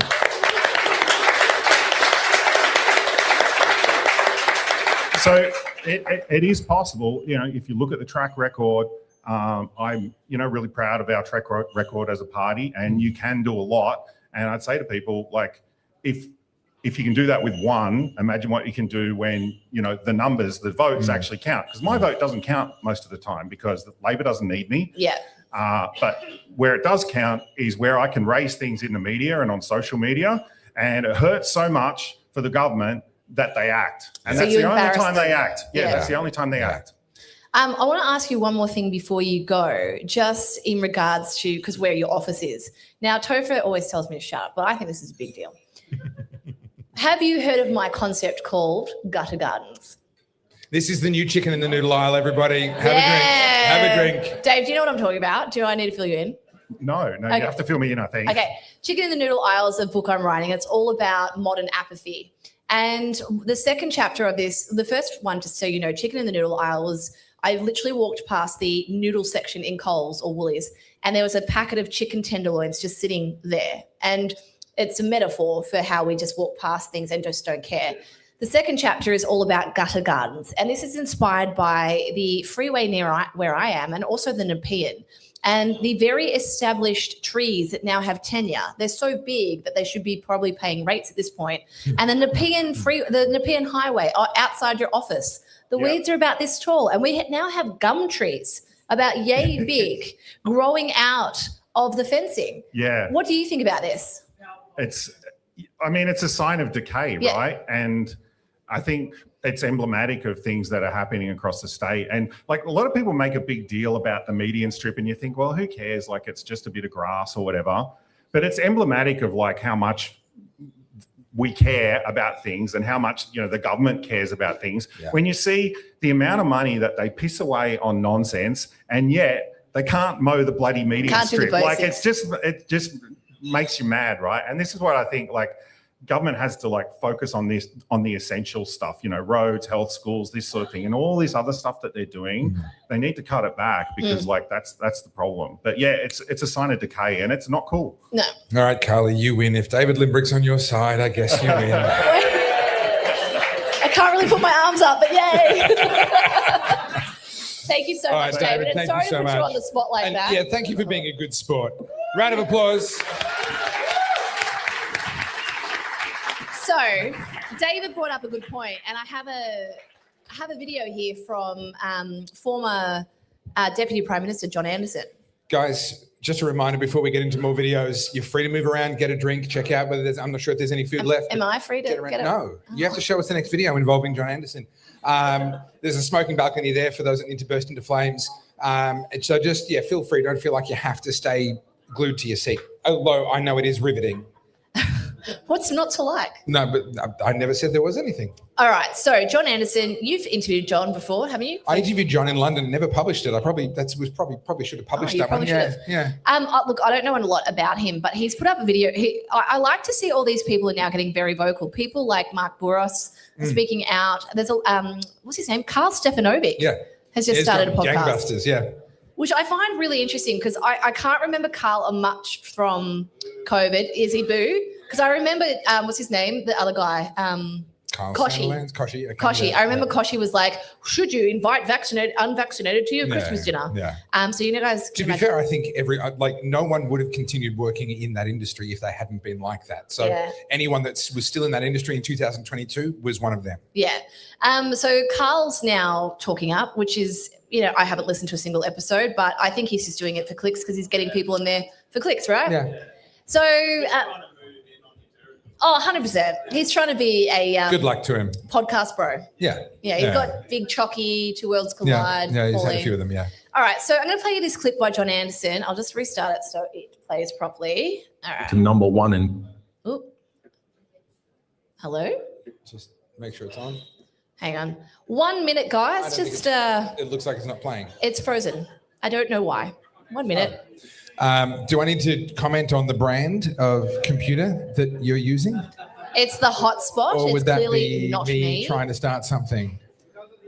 Thank you. Where is this video? Was it this one? Is it this one? Now, is it just me or is there a little bit of feedback in there? It's a bit of ringing. Australia now is ranked number one in terms of bureaucrats per head of population. Number one in the world. Number one in the world. The Federal Public Service has expanded by 135,000 people to 385. That's a 54% increase in the number of bureaucrats at the federal level. But since we have a reverse democracy now, where unelected bureaucrats are running the show and ministers are invariably just conduits to push through the legislation. Let's be really frank about something. Overwhelmingly, public servants, both Labor and Green, overwhelmingly. They're not reflective of the broader Australian community. We could talk about the ABC as a perfect example of an organisation which is supposed to, by its charter, show no bias whatsoever. But we could cite multiple examples of where that's not being the case. Can we just pull the audio back a little bit, please, team? It's just in the room, it's just ringing, or maybe just the treble back a little bit. Thank you so much. That's like, I knew it was bad, but worst in the world? Yeah. In the world. That's yeah. incredible. And not only that, we are also the Western country that has declined in living standards the most. That's true So too. Australia, yay. Yeah, isn't it great to be here? And Now- you guys wonder why I get shitty about Aussies. Anyway. Well, that's right. But to be fair, can we get a bit of perspective here? We are still among the best living standards in the world. And I don't say that to diminish the significance of the fact that we're going in the wrong direction. But this creates a tension because you say, hey, our living standards are going backwards. And the response is, yeah, but where else would you rather be? And you're like, well, you've got a point, like kind of nowhere, but that doesn't change the fact that we're going in the wrong direction. And if we don't stop that from happening, we end up with a very long list of countries where we'd rather be, right? And I talk about Venezuela all the time. Hey, there it is. But for a reason. They were, at the same time as Australia was I think actually the number one wealthiest country in the world per capita. We're talking late 1800s. We were getting rich off the wool on a sheep's back, and the gold rush was happening. Venezuela was, I think, number 2 or number 3. It was right up there with us. Today, we are still among the very wealthiest countries on planet Earth, and Venezuela has collapsed to being down among poor African countries for their living standards. If we do what they did, we get what they got. And people lose sight of just how quickly it happened in Venezuela. Venezuela was not a perfect country, but it was relatively prosperous until Chavez took over, which someone fact checked me on this. It was only 2000. No, it was after that. It was 2008, wasn't it? Might have been 99 at the earliest. Someone fact checked me on this. Was Maduro at 2008? And then that was Chavez, and then Maduro took over much more recently. I was there in 2015, and the devastation in less than 2 decades. Absolute devastation in less than 2 decades was mind-blowing. So again, I'm not going to labor the stories. People would go to hospital and get surgery, and they didn't have new scalpels. They were sterilizing in UV light because they'd run out of actual sterilization. They'd run out of saline solution. They'd run out of everything. They'd put them into the UV light things to sterilize them, but they were reusing old scalpels. They were washing and reusing bandages. They'd run out of all of the basics. They were reusing needles. Talk to your junkie friends about how that goes. That was the reality of the free healthcare system in the socialist paradise of Venezuela. There is actually nothing magical about us that stops us from going to the same place. Well, this is why when you tell me to shut up, I want to punch you. Well, this is why I bring up the thing about the weeds, right? Because it's not so much about the weeds. It's what it represents. It's the metaphor. When you were driving... It's the principle of the thing? It's the principle of the thing. When we were driving here today and I took you on the Peninsula Freeway, did you see what I was talking about? Did you see all the gum trees aligned the thing? I was too busy being blinded by a bright blue Jeep. That'll do it. So the reason I bring this up, I did a video, I won't play it because I've already played one of my reels today, but I put up a video and it was talking about gutter gardens. That's my new little moniker for it. And interestingly, I mean, most people agreed. Most people like Melbourne is descending into Gotham City. Like not just the weeds, it's the graffiti, it's the dumping of rubbish. And now people's like, oh, this is the immigrants. I know that's an easy throwaway statement. What it is we have actually accepted this as the status quo. You know, previously people did do lots of dumping of rubbish. That's not a new thing. It's just that the councils and the state government looked after it. I'll give you an example. Do you remember last year when I made the video about the burnout car that was on the intersection? That car had been there for 7 weeks. And not to bore you guys again, but it was literally as you're in the turning lane to turn left at this major intersection. It was actually a safety hazard. It was on the gutter. In that spot is a safety hazard. Correct. And so it wasn't actually a stolen car. It was a Craptiva and it exploded basically. And the police had been out to look at it. It had the police tape on it. It had the canary on it, all the things. But it just got left there, so much so that the council worker had come to mow the lawns, which is very nice, and had to mow around the car. It was, Hang on. If it was a Craptiva, does that mean it was owned by Vian Bogani? It could have been. Yeah. Is Vian Bogani here? Imagine. Bogani, where are you? He's not here, I don't think. Come on. Outrageous. That's a shame. Should have flown him in I for the wanted to meet experience. Bogani. Yeah, we should have. We've co-opted his name. You would have got a free T-shirt, Bogani, if you'd come. All right, Yeah. just saying. But yeah, so what was I talking about? I lost it. You were talking about the fact that the car wasn't stolen. Yeah, the car wasn't stolen. The council guy mowed around it. And it infuriated me because I just thought to myself, like, everyone, like, it's a busy intersection. It's the corner of Springvale Road and Greens Road. People are driving past that every single day. And look, I'm sure other people were pissed off too, but no one seemed to do anything. I made a reel about it and it was gone the next business day. I kid you not. I embarrassed the council. And so when we ask, thank you. So when we ask, what can we do? It's be the squeaky wheel. It does work. That works. So now hey? Yeah, 100%. Near us right now, there's another stolen car. Same deal. And We should stop stealing them. I know. Shh. This is how I get a alibi. Well, you know, My job in the stolen car. No one Bono knows it was me. doing a fundraiser benefit, and he said, every time I clap my hands, another child dies of starvation, and some person down the back goes, "Stop clapping, you bastard!"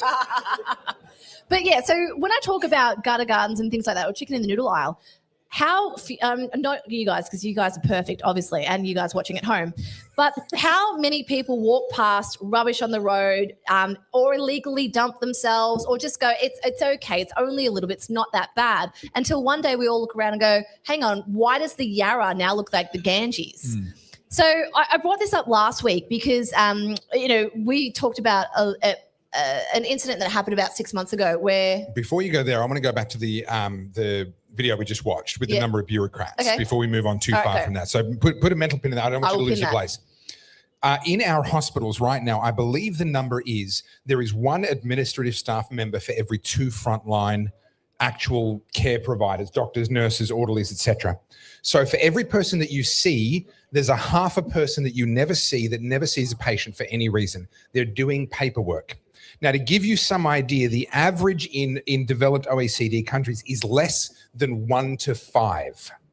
So the average is to have 1 admin person for every 5 frontline people. And there are countries with enviable healthcare systems, places like Singapore, where the ratio is 1 to 10. There are 10 people that actually have contact with patients for every 1 person that does not. Are we getting better healthcare? No. In this country, do you think, than some of these other places? I don't think so either. There are an enormous number of roles that can be cut. And I want to let you say what you want to say, and then I'm going to come back to the fact that every bureaucrat costs us 3 times. Yes, I've talked about it before, but I think we need to touch on it again. Look, I was just going to go down the point of this is a collective issue where everyone actually... Okay, so this is kind of a tangent away from what you were talking about. But I've already sung the song. I'm not doing it twice. No. It's not a tangent. It's just more like a segue, I guess you could say. So when people say, what can we do? I'm not like that, Carly. I don't do that. I pick up rubbish or whatever. Well, okay, that's great that you do, but clearly most people don't. I'll give you an example. Out the front of our nature strip, literally out the front of our home right now, someone has dumped a child car seat. Obviously for hard rubbish. Now, the way it works in our council, you have to call in hard rubbish.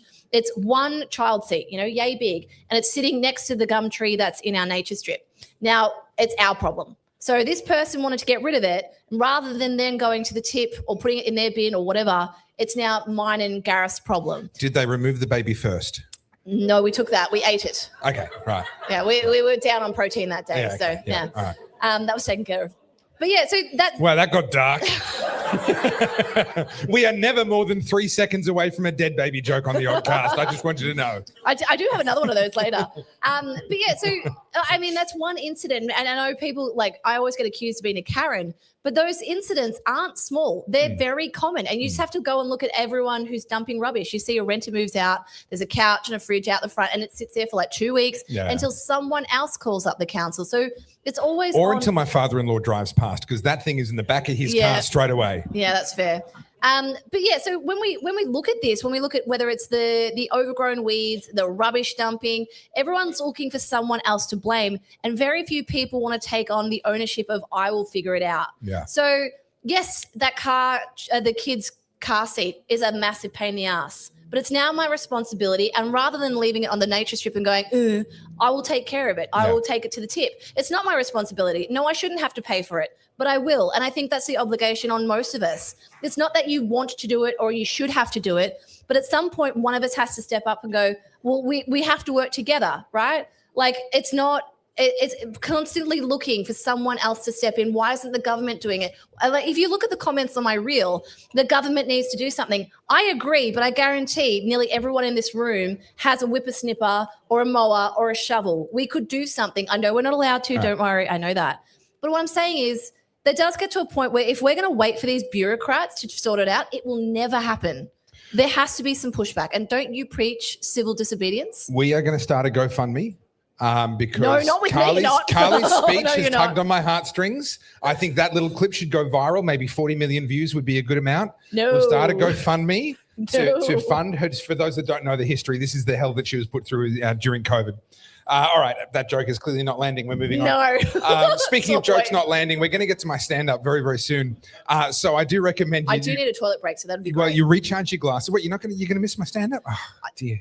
No Hear him respect. jiggle through it. Recharge your glasses, because if I'm not funny, it's because you haven't drunk enough. Okay, so recharge your glasses. Make sure that you've got a good supply. But before we get to my stand-up, I want to talk about the fact that every single bureaucrat costs us 3 times. This is such an important concept for every one of us to wrap our minds around, because it's powerful, and people don't understand just how destructive an increase in the size of the government sector is. They think, 25% government, 75% private sector, no problem. 30% government, 70% no problem. It doesn't matter. No, every percentage that ends up in the government's hands costs us 3%. And here's why. Firstly, the money used to pay that person has come out of a productive use that would have been spent on something productive in the private sector. So there's a direct cost there in funding that salary. Secondly, the person themselves would have had to work in the private sector where they would have created private sector value. Now they're spending their time doing much less valuable things, of arguably zero value or even negative value things. So we've taken an entire worker out of the workforce. So we've taken a salary out of the workforce, out of the private sector. Now we've taken a worker out of the private sector. But actually, what do they spend their time doing? Wasting everybody else's time. They're making us fill out forms and do paperwork. So actually, they're a net negative to the economy. And every single one of them we hire is costing us in other people in the private sector being less efficient and less productive than what they would otherwise have been. Every time the government sector increases by 1%, it costs us 3% of our economy. I put it to you that if the government is costing us is 25% of our economy, that's 75% of our productive capacity being sucked out from underneath us. I cannot see it any other way. Yeah, and look, I mean, we played this on Wednesday, I think. Katie Gallagher not knowing the difference between gross and debt. Yeah. And per capita. And I mean, you've got people in these levels of government who have gotten there through playing the power broker game. Yeah. They're not there because, she understands financial literacy. And I think what you see is there's an incentive now. If you can't beat them, join them. And I feel like that's where a lot of Australians are at. If you can't beat them, join them. The amount of people I know who are like, you know what, there's barely any money left in my industry. I'm going to go work for the NDIS. And we can talk about I the lost NDIS. my lawnmower guy to the NDIS. Yeah, it's happening. It sounds like a everywhere. disease, right? I lost my lawnmower guy to NDIS. Oh, sad. He was such a good lawnmower But guy. I mean, I understand the incentive. I get it. I do, yeah. I can't argue with him. He's 55. His body's broken. He's working out in the sun. He can go and accompany people while they do their grocery shopping and get paid more. I can't argue with that. And we also see this with the young ones too. And again, it sounds like I'm just being mean to Gen Z, but I see this through Gareth's work. I see it through my Does he work for the NDIS? He should make more money. But no, so like the youth, they have this expectation of a really high salary for low effort. And so at the moment, G wants to take on an apprentice or look at someone, and these people are coming in thinking that they're going to get 2,000 clear a week. And it's like, you're not even qualified. So someone's filling their heads with that. And a lot of them too, I don't want to be there a minute before 9 and I'm leaving the second it turns 5 o'clock. Yeah. This is an attitude problem. This is a cultural problem. This has been bred into that generation.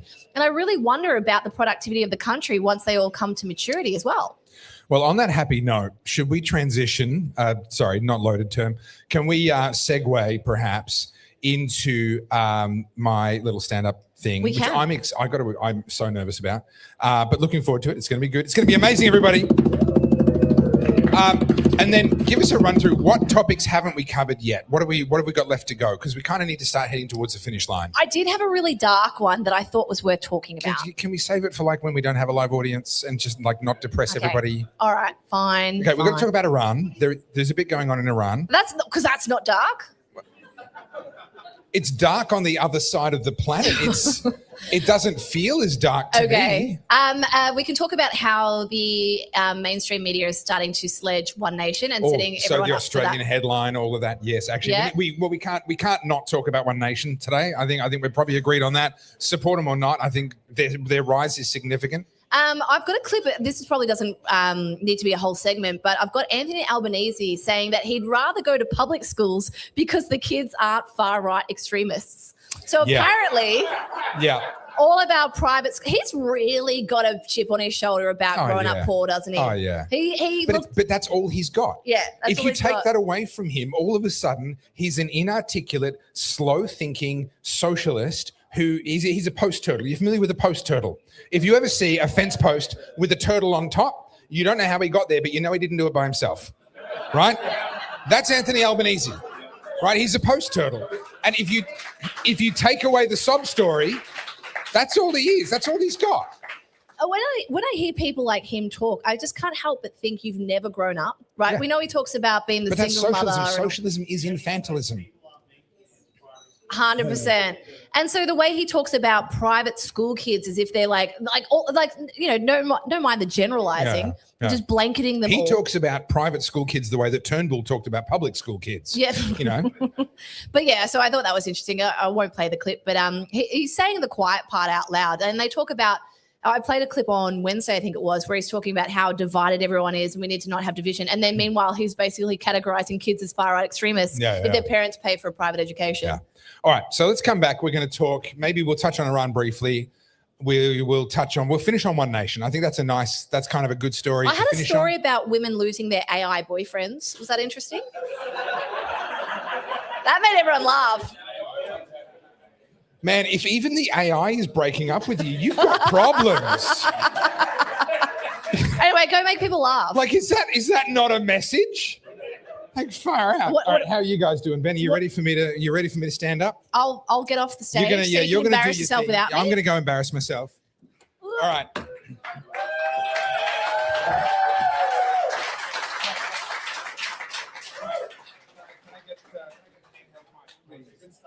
Can I get the handheld mic, please? 1, 2, 2, 2, 2, 2. All hands on deck. 1, 2. There we go. Was that applause for me doing the stand-up, or was that applause for Carly just walking? Because it really felt like it was for Carly, I got to say. I feel like she got a bigger round of applause for walking than I did for standing.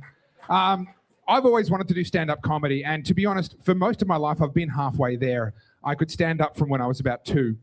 But it's the comedy bit that's been more tricky. I've been working really hard on this because I'm really nervous. Last night, I was filled with confidence. I felt good. I thought my jokes are funny.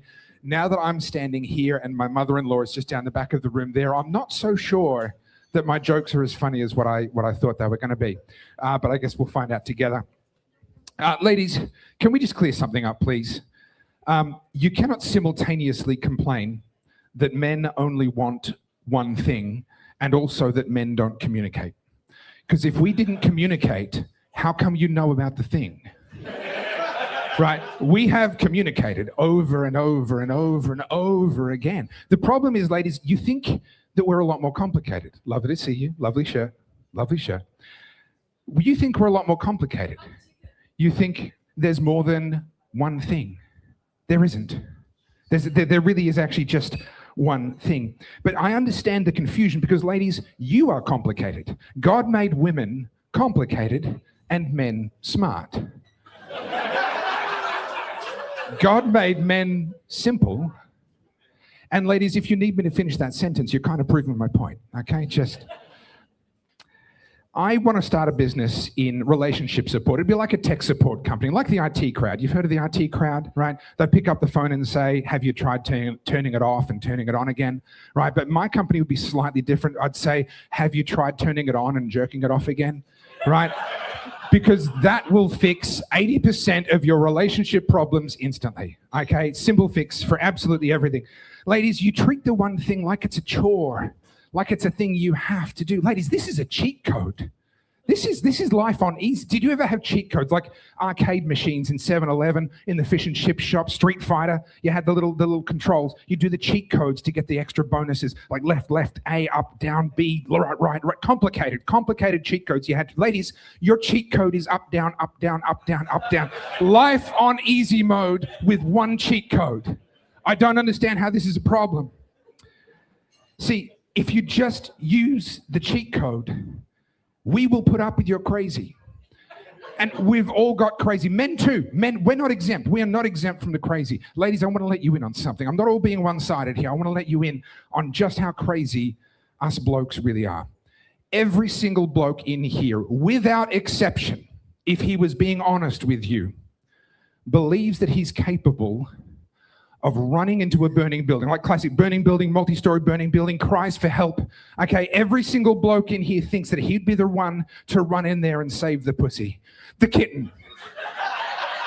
Sorry, that is such an easy mistake to make. I'm so sorry. Save the kitten. Yeah, look, men will do anything to make you happy. Ladies, that's my point. Men will do absolutely anything to make you. In fact, that is basically our life mission. We get raised, we get taught from a very young age, figure out how to make women happy and just do that.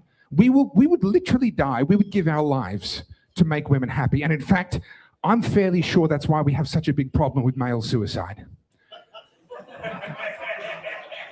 Because those are the blokes that figured it out, right?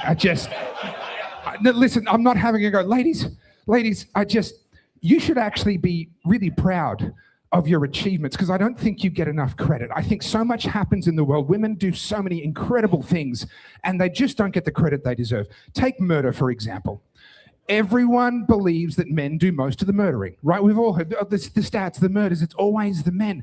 But ladies, you're busy out there. You just make us think it was our idea, right? You just don't get the credit. Now, so the thing is, 5% of men, according to psychologists, are narcissists. But 100% of ex-husbands, according to ex-wives, are narcissists. Now, I'm not quite sure how the numbers work, but if you ask any ex-wife about her ex-husband, she'll tell you that she was married to one of the 5% narcissists. I don't know how the numbers work, but just remember we have to believe all women, okay?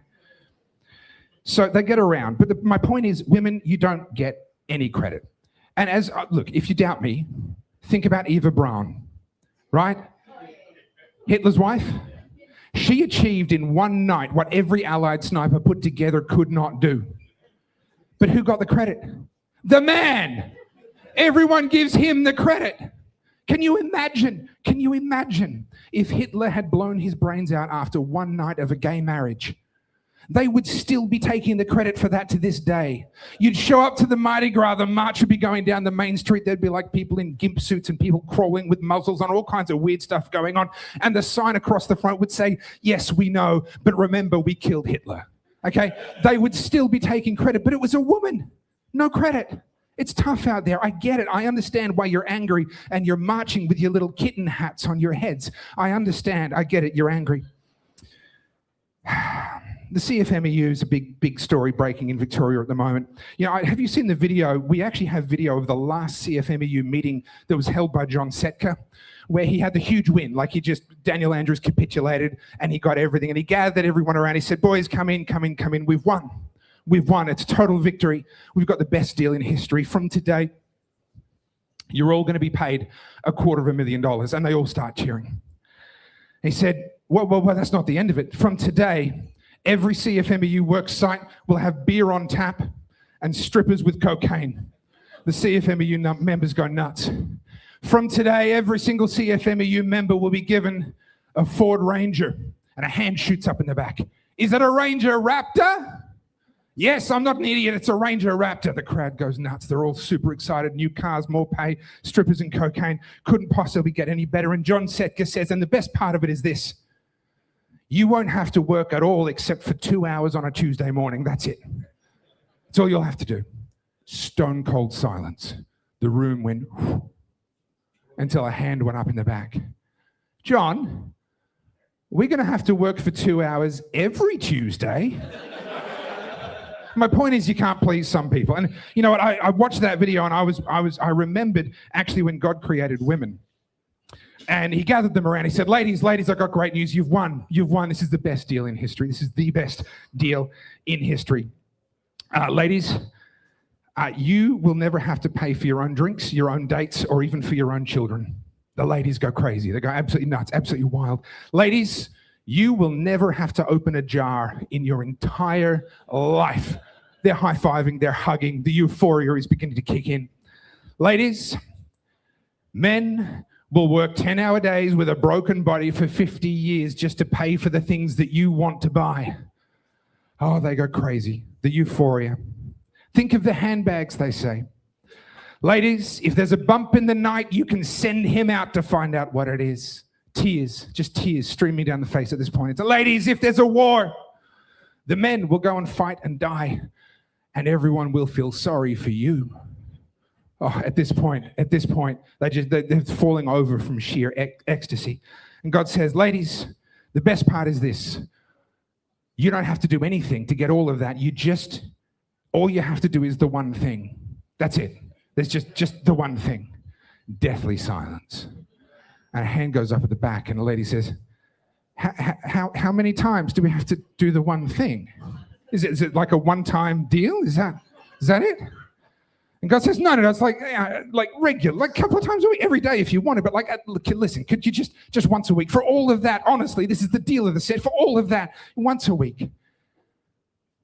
Every week? Fine, I'll give you a week off every month. He won't want to go anywhere near you. I'll make sure you're incredibly cranky just to double down on it. I'll give you a break. 3 weeks in 4, can we make a deal? Apparently not. Apparently not. Now, ladies, I know what you're thinking. Is this it? Is he just going to talk about the one thing the whole time? Yeah, that's why we call it the one thing. I don't have anything else. But listen, look, I want to prove to you men can talk about something other than the one thing. Fellas, what's the stuff we talk about when we get together? Cars, right? We talk about cars. We talk a lot about cars. Fellas, do you remember when you were a teenager? Maybe like 12, 13, 14, and you kind of realized that this thing existed, driving. Driving existed. And in life, you've kind of got this one special garage where you can put this one special car and you're going to do a lot of driving with that special car. And it's kind of weird though, because the car has to want to be in your garage. It didn't used to be like that 400 years ago. No one cared about the car's opinion. But these days, the car has to want to be in there because we screwed that up somehow. And so you find this car and the car wants to be in your garage, right? And you're excited. The big day comes, the car arrives, you think, we're going to do some driving, this is going to be amazing. And then you discover that the keys are locked inside and every time you touch the door handle, the alarm starts screaming in your face. Yeah? Yeah. There's a few blokes know what I'm talking about here. Okay. And you're like, hang on, whoa, I thought we were going to do some driving, and your car's like, is driving all you ever think about? Like, well, I like the way you look, and you're like, your seats look pretty comfy, but yeah, I mean, driving's a pretty big part of it. Yeah, it kind of is. But your keys are locked inside. And the car's like, well, I didn't lock my keys inside. It's not my fault if my daddy didn't love me, right? And you're like, that's a weird thing for a car to say. So you start thinking, like, have I put the wrong car in my, what do? I need a new car. That's a solution. And then you discover that if you get rid of this car, it takes half of your garage with it, and you have to still pay for the maintenance. You think this is the worst deal in history. So you start looking at the new cars, thinking, oh, well, maybe I'll have a look at what's out there. You realize, whew, they don't make them like they used to. These days, they are so complicated. They've got like hypersensitive safety alert systems that are screaming in your face all the time. Everything's made out of plastic, and you know it's not going to last. They could have a breakdown at any moment in time, and it's going to be expensive. So you feel bad about it. You know you shouldn't do it, but you start thinking, what if I drive my neighbour's car? I mean, I'd be careful. I'd look after it. But you know it's going to end in a crash, so you start renting. Look, the cars are terrible, let's be honest. Very high mileage. But, you just pay the fee, flog them, give them back. I got to change subject. I was doing so well, I kept a straight face all the way up to there. All right, enough about cars. What's another topic? Food, fellas. Let's find something safe. Come on, something safe. I can't get myself into trouble with food. So, fellas, obviously, growing up, you spend a lot of time, you're trying new food, trying all different kinds of food. Then one day you find some food you love, and you're like, I want to eat at this restaurant for the rest of my life. You're like, man, I really want to, like, this food is incredible. And you're like, hey, how about I make a deal with your restaurant? How about, like, you're the only restaurant that I'm going to eat at, and I'm your only customer. Like, can we, like, let's just nail this down because you're like, I love eating here. And so you make the deal, and you're at the restaurant. It's a beautiful restaurant, by the way. The decor is fantastic. Everything, the tablecloths, the knives, the outfit that the chef wears, phenomenal. And the menu looks incredible. And then you start, man, I'm hungry. You start to realize, like, there's not a lot of food in this restaurant. You're like, hey, chef, can I get a bit of food over here? And the chef's like, is that all you think about? Is food? Is that, like, can't you see the outfits? Can't you see how beautiful the day? You just think about food and you're like, well, yeah, I mean, this is a restaurant and I'm kind of hungry. I am thinking about food. And you get your mates walking past the front of the restaurant and they're looking through the window because they're not allowed in anymore because it's exclusive. And they're looking in and they're like, oh man, I wish I could eat at a restaurant like that. And you're sitting inside going, oh man, I wish I could eat at a restaurant like this too. And so you're thinking, well, what if I just ask the chef again? Like I'll keep asking. And eventually the chef brings you a bowl of porridge in the shape of a starfish for some reason. I don't know why. And with the attitude that would make a Frenchman blush, right? They're like, this is all the food you're getting. Be happy about it. And you're like, well, I better be happy about it because that's all I'm going to eat for a month if I'm lucky. And you get hangry. And when you're hangry, you start to make really bad decisions. Decisions you're not proud of. I mean, you know, when you're hangry, fast food starts to smell really good, doesn't it? All I'm saying, ladies, I'm not defending, I'm just saying, listen, if a man is hungry, you can't blame him for having a look at the menu at the cheap Chinese restaurant down the alleyway, right? It's kind of going to happen, you know? And he's not proud of it. He's not proud of it because he signed up for fine dining, right? He signed up for fine dining. But now he's looking at a stale kitten that's well past its use-by date and he's actually thinking about eating the damn thing. And he's not proud of it, but he's as mad about it as you are, all right? It just... Look, what I'm saying is obviously men talk about a lot more than just the one thing. We've proved that here. We've proved that today. We don't just talk about the one thing. We've talked about food. We've talked about cars. We've talked about tech support. We talked about gay Hitler. We've pretty much talked about all the things that men, like, this is what we talk about. When we get together, like that's what men talk about. So the next time someone accuses you as a man of only thinking about the one thing, you can send them this video clip and prove that you think about so much more. Thank you very much.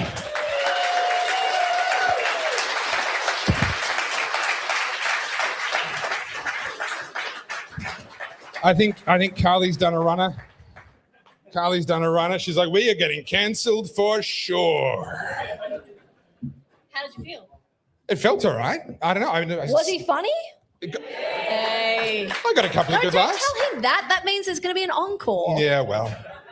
No, I did a pre-core. That was the whole thing about the tunneling thing. I came up with that on the way here. Yeah. Right. It was a pre-encore. Well done. That was your first crack. It was my first crack. I didn't die.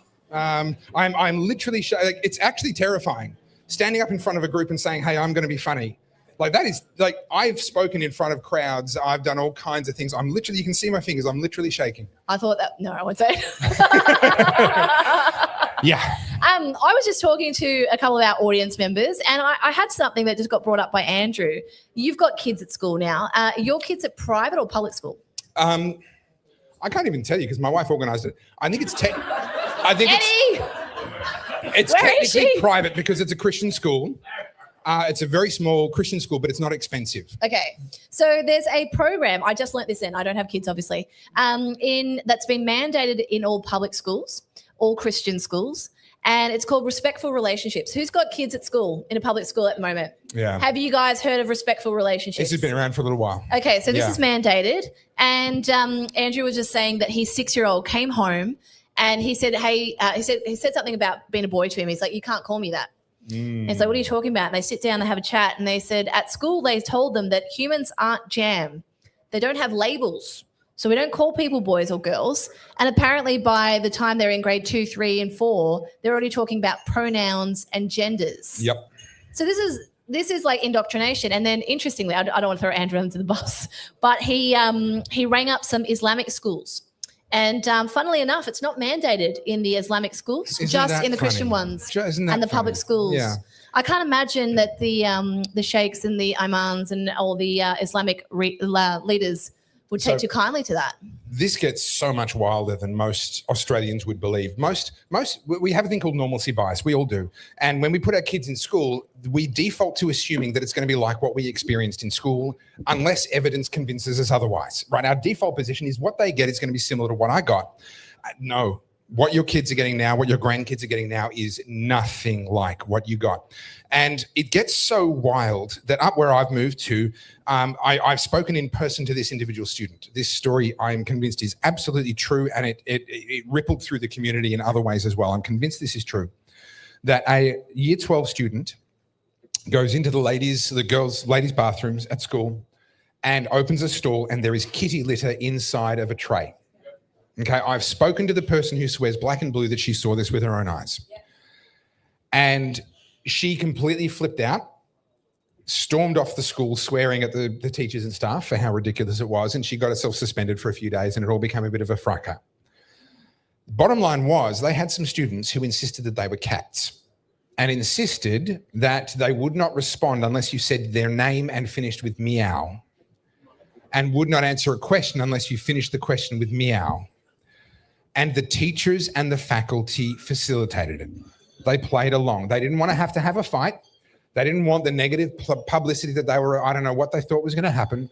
Grown adults went along with a child's mental illness. I would argue worse than that, grown adults helped to cause a child's mental illness, right? It's the opposite of mental health care.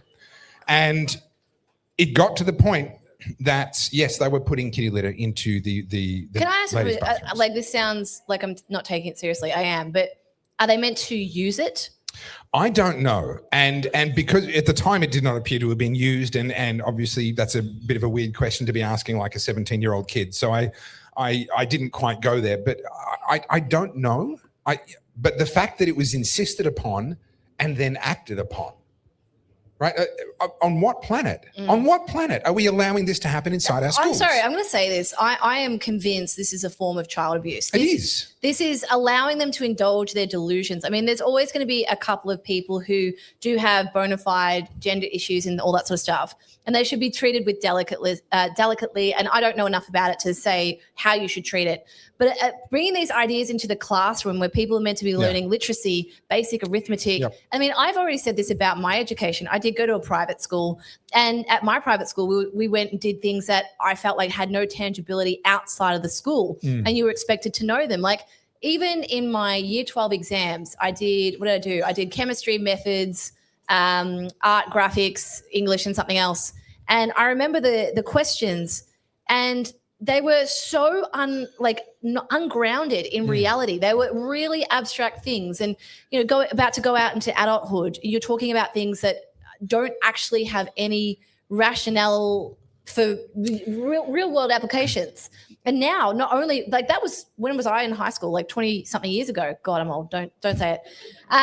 But now, like we're talking about primary school kids who've been told that boys and girls aren't labels. Yeah. What the hell are they going to be like in the next 20 years when they've gone through the full education system? And understand, you can sit there and say, oh, well, the school that my kids go to isn't like that. Yes, but they answer to the same system. They're under the same superintendents. They're a part of the same incentive structure. And I wanted to homeschool my kids. For all of these, I was homeschooled myself. I think it's one of the greatest gifts that my parents gave to me, and I wanted to homeschool my kids, and then reality got in the way. We all have these ideas about what we want to do, and some of them you can do and some of them you can't. But I am watching very closely. Yeah. And we've chosen the school we've chosen for very specific reasons, because this is now right across the entire culture of the education system. Yeah, it's basically indoctrination camps. I mean, we see that with if our own prime minister is saying, like, I like going to the public schools because they're not right wing. Like, I mean, everything to them that isn't inside the echo chamber is considered right wing. Oh, yeah, extremist. So two genders, getting married, having children. Yeah. And look, I know I said I wasn't going to bring it up, but I want to bring it up really quickly. I can't help it. I very quickly mention something. I was 17 when I went to high school. Right. And this was all during COVID. Very quickly, because the audience can't hear you. Oh, sorry about that.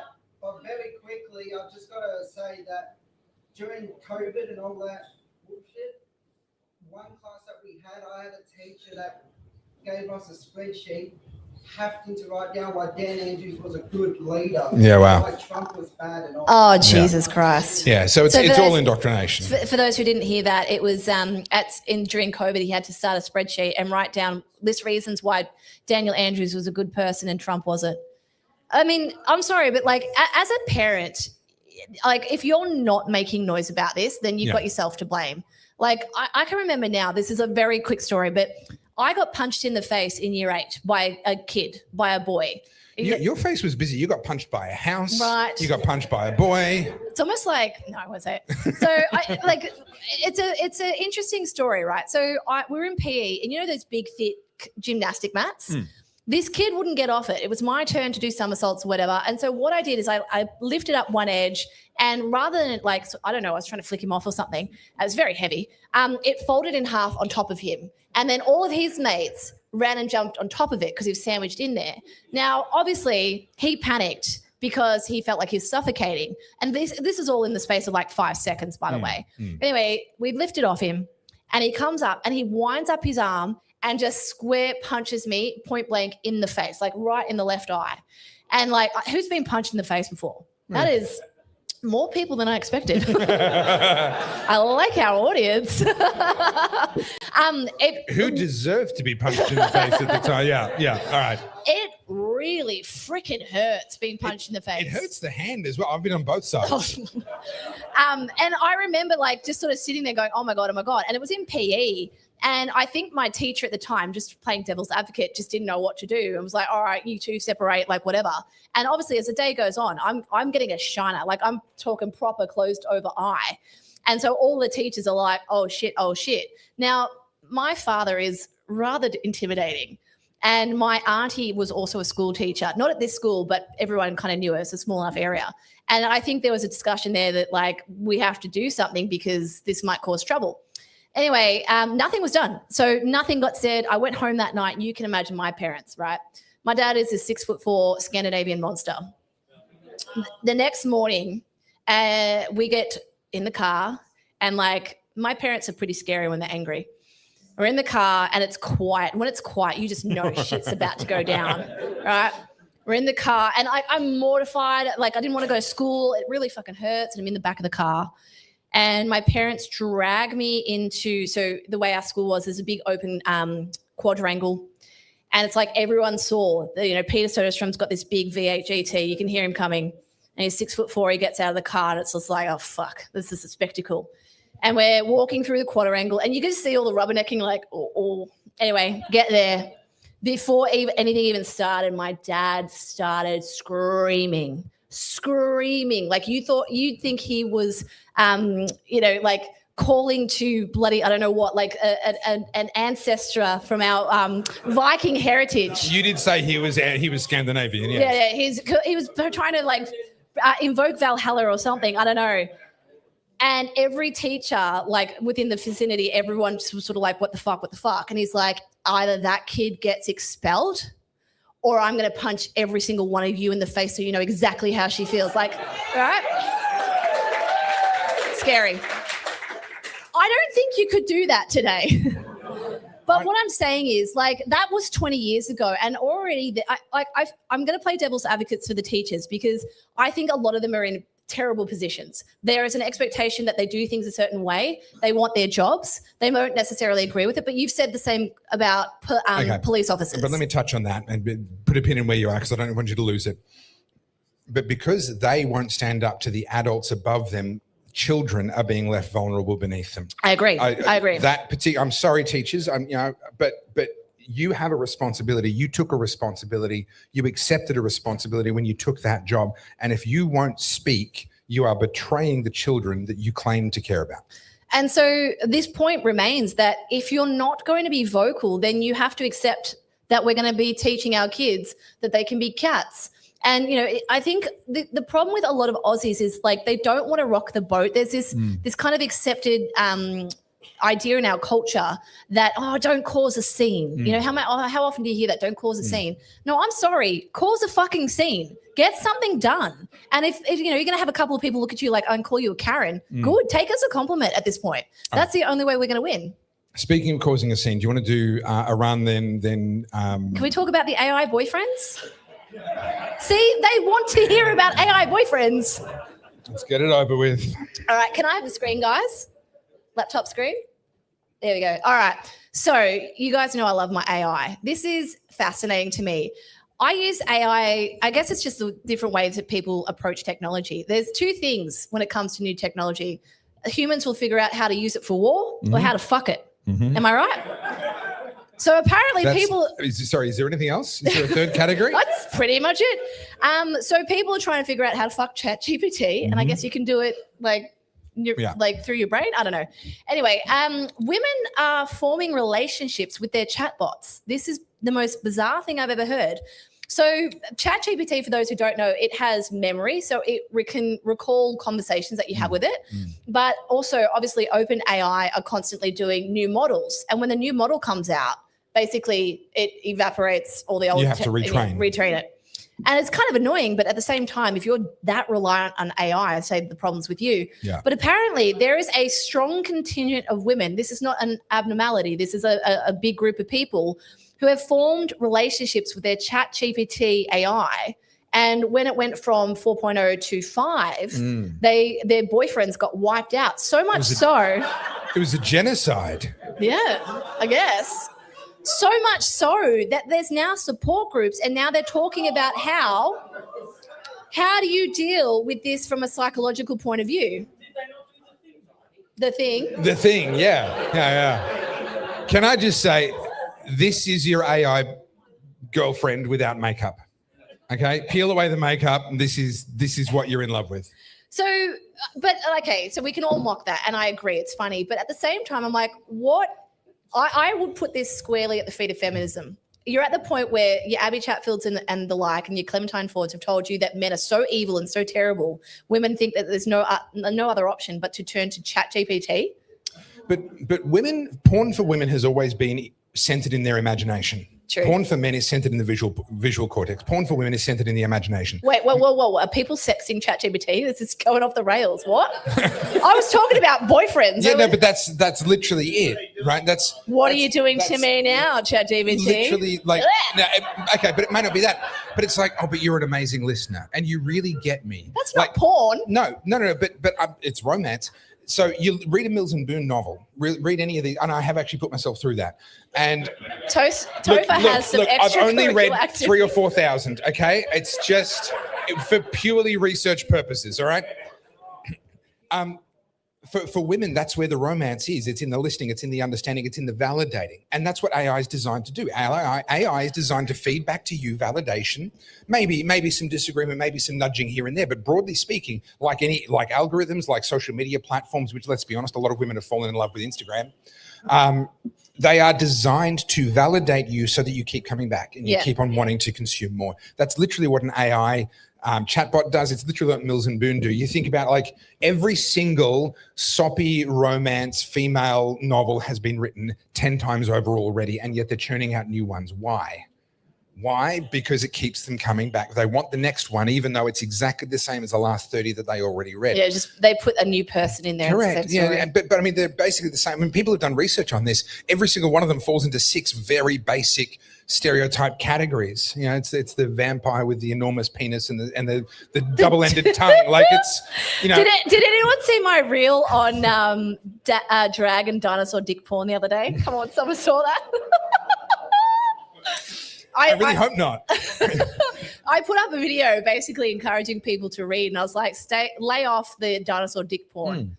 Like, just focus more on literature. I mean, 50 Shades of Grey. Yeah. Okay. This is like, that book actually contains a rape scene, by the way.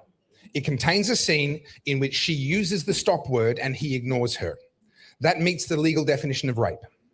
But it was celebrated. It was turned into a movie, and women flocked to see it. Why? Because the guy was a billionaire. Right? The double standards are rank. So women falling in love with AI is no weirder than men falling in love with porn stars that they've watched over and over again. Yeah. Anyway, that's not me, so I don't have a problem. Anyway, that was my funny. That you made that funny? Was that funny, guys? Yeah, that was, funny. All right. Killed the funny. Sorry about that. Since you're feeling so uplifted, let's cast our eyes over to Iran. Ah, the apocalypse. Excellent. So, I mean, I went on. Can it come before Tuesday? My rent is due.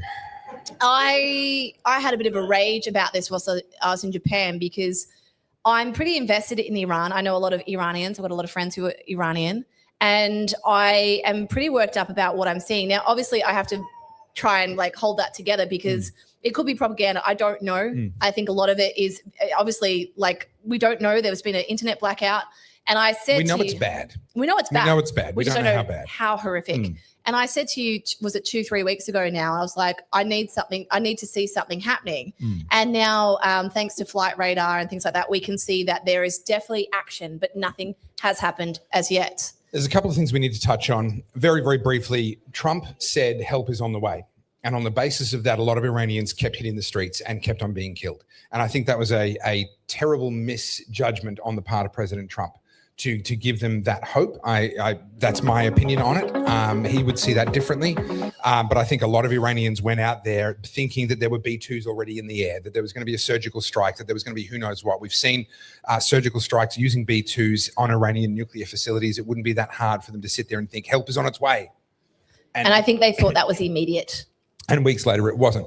Now, we already know the outcome of a war of the US versus Iran. The outcome is a foregone conclusion, but the result is anybody's guess, because we've seen time and time again. We saw it in Iraq. We've seen it in Syria. We've seen it in Afghanistan. Let's go back to Vietnam. Let's go back to Korea. I mean, the South Korean side has been very successful. The North Korean, not so much. The result of the war is a foregone conclusion, but actually the result for Iran is very much a different thing. Can I play devil's advocate on that? The reason being, I mean, I understand that people don't want American intervention because it famously has not worked. I mean, we just have to look at what's happening with Afghanistan. Yeah. And like every time I read about Afghanistan, I feel so angry because that is a direct result of Biden and his administration mishandling that. And men died for that country. Men were sent over there to fight so that there women and die. Can now and have. This is what we're doing with their memory. Domestic, for those who don't know, this just happened last week. Domestic violence is now sanctioned in the Taliban's law. So you don't like your wife, you can beat her so long as you don't break a bone. Yeah, that's the Taliban. So yay, human rights. But the reason I say Iran's different, and I think Venezuela is different too. You guys can argue about how they did the whole Maduro thing, but the people themselves are begging for it. And like in previous times, like if you look at Libya, you look at Iraq, there's a lot of like discussion around 9/11 and the oil and all that sort of stuff. This is different. I understand that the US is looking at this as like, a strategic thing, but let's look at the people. The people are begging for intervention. Iran has been under the Ayatollahs since the 70s. 79, I believe. They have tried uprising multiple times. This is the first time I think they've felt like there's actually light at the end of the tunnel. And the longer it takes, the more I feel like they'll lose hope. And the same with Venezuela. The Venezuelans are desperate for someone to come in there and do something. And so when I hear people who argue about American imperialism and the Americans intervening, CIA and Mossad, I get really worked up because it's really easy to throw that around because you're comfortable in your house with your Wi-Fi and your Uber Eats. You know who's not comfortable with that? Iranians and Venezuelans. So let's listen to them and a little less talk about Palestine and Mossad. Yeah. I want to link those two things together. So when trouble first kicked off in Iran, we talked about the fact that the US had proved that it was capable of an incredible surgical strike in Venezuela, snatching Maduro and his wife, suffering 0 casualties, getting in, getting out, no regime change needed, no boots on the ground, etc. And we said they're not going to be able to do that in Iran. We'll hold that thought. One of the carriers that was largely responsible for that operation, so the pilots, the briefings, the strategists, etc., are all very familiar with what they just did in Venezuela, is currently in the Mediterranean Sea, steaming at full speed towards the coast of Lebanon. Now, from there, they will be almost as close to what's the capital of Iran? Tehran. Thank you. They'll be almost as close to Tehran as if they were in the Gulf of Oman. So you think, it's the Mediterranean, they'll be too far away. Well, actually, the distance is very similar to the Gulf of Oman. They would have to get all the way through the Straits of Hormuz, which is, of course, where Iran would give them a lot of grief, all the way up to Kuwait if they wanted to get closer. So actually operating out of the Mediterranean isn't necessarily a terrible thing, and they're only about 2 days away from that. These are the pilots, these are the strategists, these are the assets that pulled off what they did in Venezuela. Now, it's not the same thing. Caracas is on the northern coast of Venezuela. It was literally couple of hundred Ks away from those boats. We're talking 1,600 miles from where they're going to be stationed. Now, having said that, though, America has US bases all over that region. They've got them literally in Iraq. They've got them in everywhere but Syria. Between the Mediterranean and Iran, everywhere but Syria has US bases, and then there's bases on other sides as well. So we actually could potentially see an attempt at something quite surgical. I think that's not out of the question. Can I have the screen, guys, for the laptop? This is, people have been obviously tracking the flight. So this is the past week. Yeah. And we can see there's a lot of action happening up over there, a lot of flights. 250 heavy lift transporters, US military heavy lift transport flights into the region. So something's happening, whether or not we know. I mean, the element of surprise is obviously important, but I pulled up Al Jazeera. Who better to ask about what's going on in Iran? And, they're talking about the carriers moving over, what it means. But I want to play something for a second. I promise it wouldn't be dark, but this is an Iranian activist. And who's actually really across what's happening in Iran? Who understands it pretty... Okay, there's quite a few question marks. I need you to understand what women face in Iran. Without a hijab, you can be openly slaughtered on the street. That is Iran. You can have you can kill your own daughter if you feel like she has dishonored your family. There was an incident where a man was walking around the street holding his wife's head in his hand, and they were celebrating.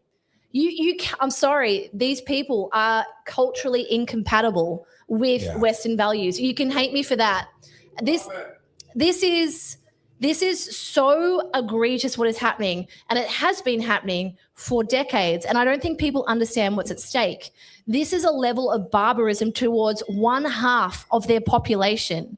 And if you want to look into fundamentalist Islam and the way they view women, have a look at the way Taliban treat women. Yeah. It is one and the same. So I want you to look at the person next to you, and if they're female, and just imagine that she gets acid poured in her face by her own brother because she showed a bit of her hair, that she got gang raped because she dishonored her family, allegedly, without any proof.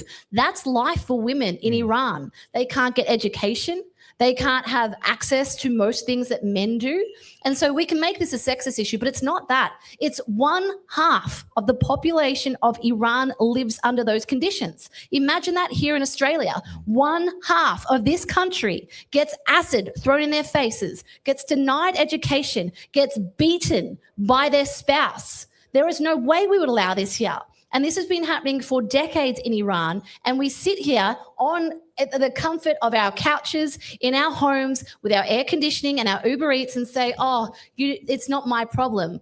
Okay, fine. But we're talking a country, what's the population of Iran? It's like 70 million? I'm not sure. 90? I'm not sure. 90? Yeah. Okay, so let's just say for argument's sake, 45 million women live in these conditions. 45. When does it start becoming our problem? When?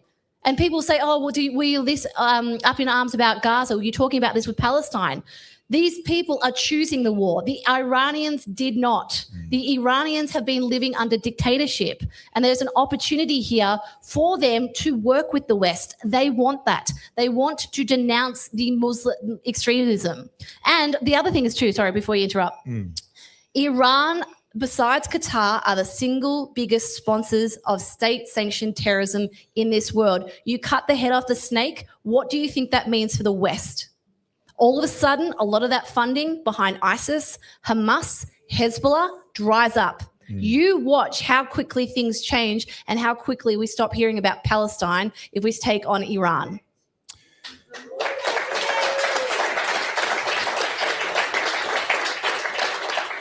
It's so much more encouraging doing an oddcast with a live audience. Because they actually clap for me. That didn't just feel good, that was good. Yeah. Well, look, I wholeheartedly agree, but I think what we're missing is that this can be so easily solved. Has anyone asked Abby Chatfield to do a TikTok about it? Because I'm pretty sure she could solve it.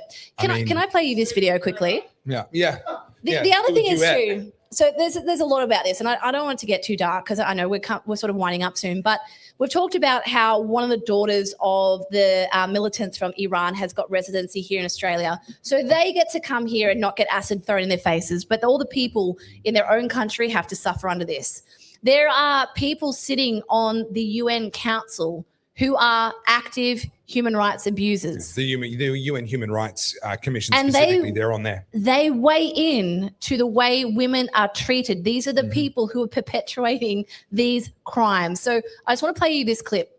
I think we were talking before about sex workers in the sex offenders in the sex industry. That's, human rights abuses on the Human Rights Commission. Okay, so.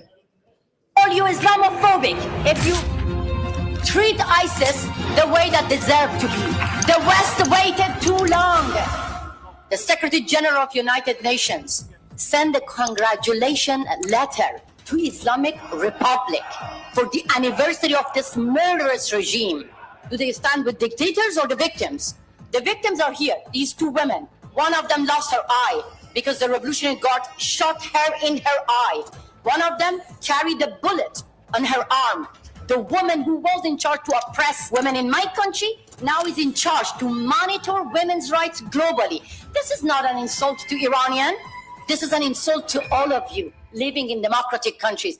When I see my sisters standing here with bullets in their body, being blinded standing here, I feel ashamed that I am alive. How come Europeans do not feel ashamed by calling these people reformists? When I was fighting against compulsory hijab, they were like, oh, this is Islamophobic.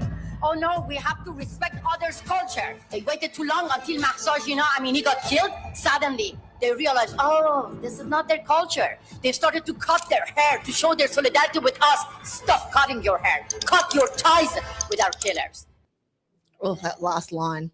Wow. Cut your ties with our killers. And the reason I find Iran so important is right now we've got an active sitting senator, Marine Faruqi, and we've also got Senator Payman, who are pushing Islamic ideas into parliament. We have got the intimidation tactics used by Islamic clerics in Sydney praying in the protest. Yeah. And we have our own fucking prime minister saying that that shouldn't have happened, that the police shouldn't have carted them out. What I am seeing here is, and I've said this before and I'm going to be delicate with it, but it's not all Muslims, but the people causing this are always a Muslim. You want to talk about human rights abuse? Why aren't we stemming it? Why aren't we cutting it out when we can see it growing? The seeds are already here and they are growing. I talk about gutter gardens. The seeds of Islamic fundamentalism is already here in this country. I heard a stat the other day, and I can't remember the exact stat, and if someone knows it, please tell me. But if Australia sent more people to fight for ISIS per capita, yes, per capita Yep. than any other country. We were the biggest per capita supporters in terms of personnel of ISIS on the planet. There is not a single Islamic country that supplied more people per capita than we did for ISIS. Outside of the countries where they were physically. So if we want to talk about why we should be up in arms about bringing the ISIS brides in, why were they there in the first place? Because there is a huge problem brewing in this country. Yeah. We can already see it in the UK. And if we're not talking about Iran, we're basically saying we want that here. All right. Well, this brings us neatly to what I believe is our last topic. Okay. So we're going to wind up in about 10 minutes or so. So well done, everybody. You're still with us.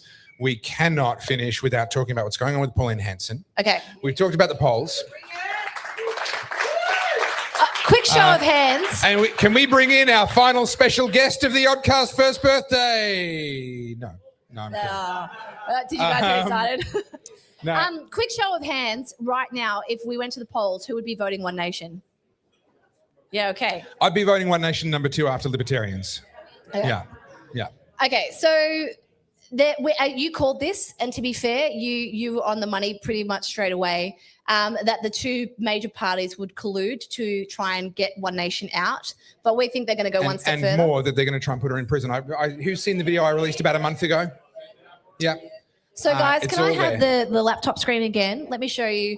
The headlines have already started. So this is a Murdoch paper. This is The Australian. And I'll read the headline. It says, Barnaby Joyce demanded Pauline Hanson stop the stunts in secret One Nation deal. And I note that the headline has actually changed. I was going to say, they changed that headline. That changed. It said a collection of narcissists. Yes, wow. They've actually changed that. That's annoying. When I saw this, when we were first setting up this story, the Australian supposed journalist. See if I can find it again. Literally referred to One Nation. Oh, here we go. Pauline Claus, what Barnaby demanded to join One Nation's bonfire of narcissists. Yeah. So that's the journalistic take on One Nation. Now, this is interesting. So there's 3 things have happened simultaneously. We have just seen the Sky News have reported that there have been complaints made to the Australian Federal Police. against Pauline Hanson, wanting her to be prosecuted under the new hate speech laws or the hate group laws and that were just rammed through because of her comments about Islam. Now, having just seen what we've seen about Iran, etc., I don't think her comments have been particularly unwarranted. But let's not forget, this is part of how they got her into prison the first time.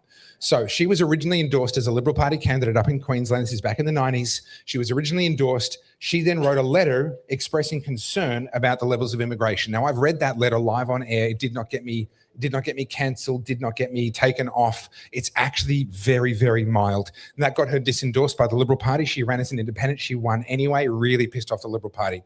So the Liberal Party, when she then registered the One Nation Party, were like, nah, we're going to screw this woman. They turned around and they alleged that she did not have 500 actual members of her party, financial members, when she tried to register. And on that basis, they got the party struck out. Now, what's hilarious is that in the time that court case took to happen, she won multiple seats under the One Nation name in the Queensland Parliament. So now they're striking off a political party for not having 500 members when it had received thousands upon thousands of votes and had multiple sitting MPs. Just that's how absurd it got. But then with the Liberal Party having successfully done that, and by the way, Tony Abbott was a prime architect of that, you can thank him for that, they then placed criminal prosecutions against her for electoral fraud. And that's what put her in prison. Right, it was alleged electoral fraud. And then they tied in the financial side of it because political parties get funding. Every vote that they get, every number one vote that they get, if they get more than a certain percentage, they get a few dollars for. Her dollars added up to $500,000 for her party, legitimate electoral funding. They then said, well, if you were wrongly registered, that's fraud. And so the headlines were $500,000 fraud. That's what the headlines were. A lot of people still think to this day she went to prison for fraud. No, she went to prison for winning seats off a party that was going to find any which way they could to try and take her down. Now, I am firmly convinced, based on what we're seeing in Germany with the AfD, based on what we're seeing in France with Marine Le Pen, based on what we're seeing in the UK to a lesser degree with Reform, they haven't quite gone all out on them yet. I firmly believe that the Uni Party are uniting, and we'll talk about Peter Malinauskas in a second as well, but they are uniting, and I absolutely think they're going to try and put her back in prison. I genuinely think that will happen. They will try it. And they're going to make a martyr of her if they do. Well, that's the thing. It'll backfire, just the same as it did with Marine Le Pen. I think it's different this time. I mean, obviously there's a lot at stake for the Uni Party, right? Liberal, Labor, they've all got their private backers. There's a lot of funding and they're all in cahoots. It's the whole comment is two wings of the same bird. Mm-hmm. When you have someone like One Nation who's growing at the capacity that she is so quickly, that's generally terrifying for the Uni Party because the power brokers like to think that they run the show. To see that there is that much dissent in the Australian public must be truly horrifying to them. Millions of people have switched their votes in a very, very short space of time. Very short one. Yep. If anyone is protected by parliamentary privilege, wouldn't it be? You're only protected for the things that you say inside Parliament. What about political? We don't have the freedom of speech, but we have the political communication. No, so that's a very, very difficult thing to prove, and you'd have to go through the High Court. Well, wouldn't she just end up embarrassing Labor if they tried to? Not necessarily. Now, let me drill down a bit more into these alleged charges. So supposedly she's been reported to the federal police. I don't think the police will prosecute, because the government didn't actually get their hate speech parts of the bill passed. They got the hate groups part of the bill passed. Now, it's too soon to prescribe One Nation as a hate group. I think they will. But they will do it about 3 months before the election, where it's early enough that they'll get struck off the roll and they won't be on the ballot, but not so early that there's time for it to be appealed and overturned and get back on the ballot. Okay? So they don't want to do it yet.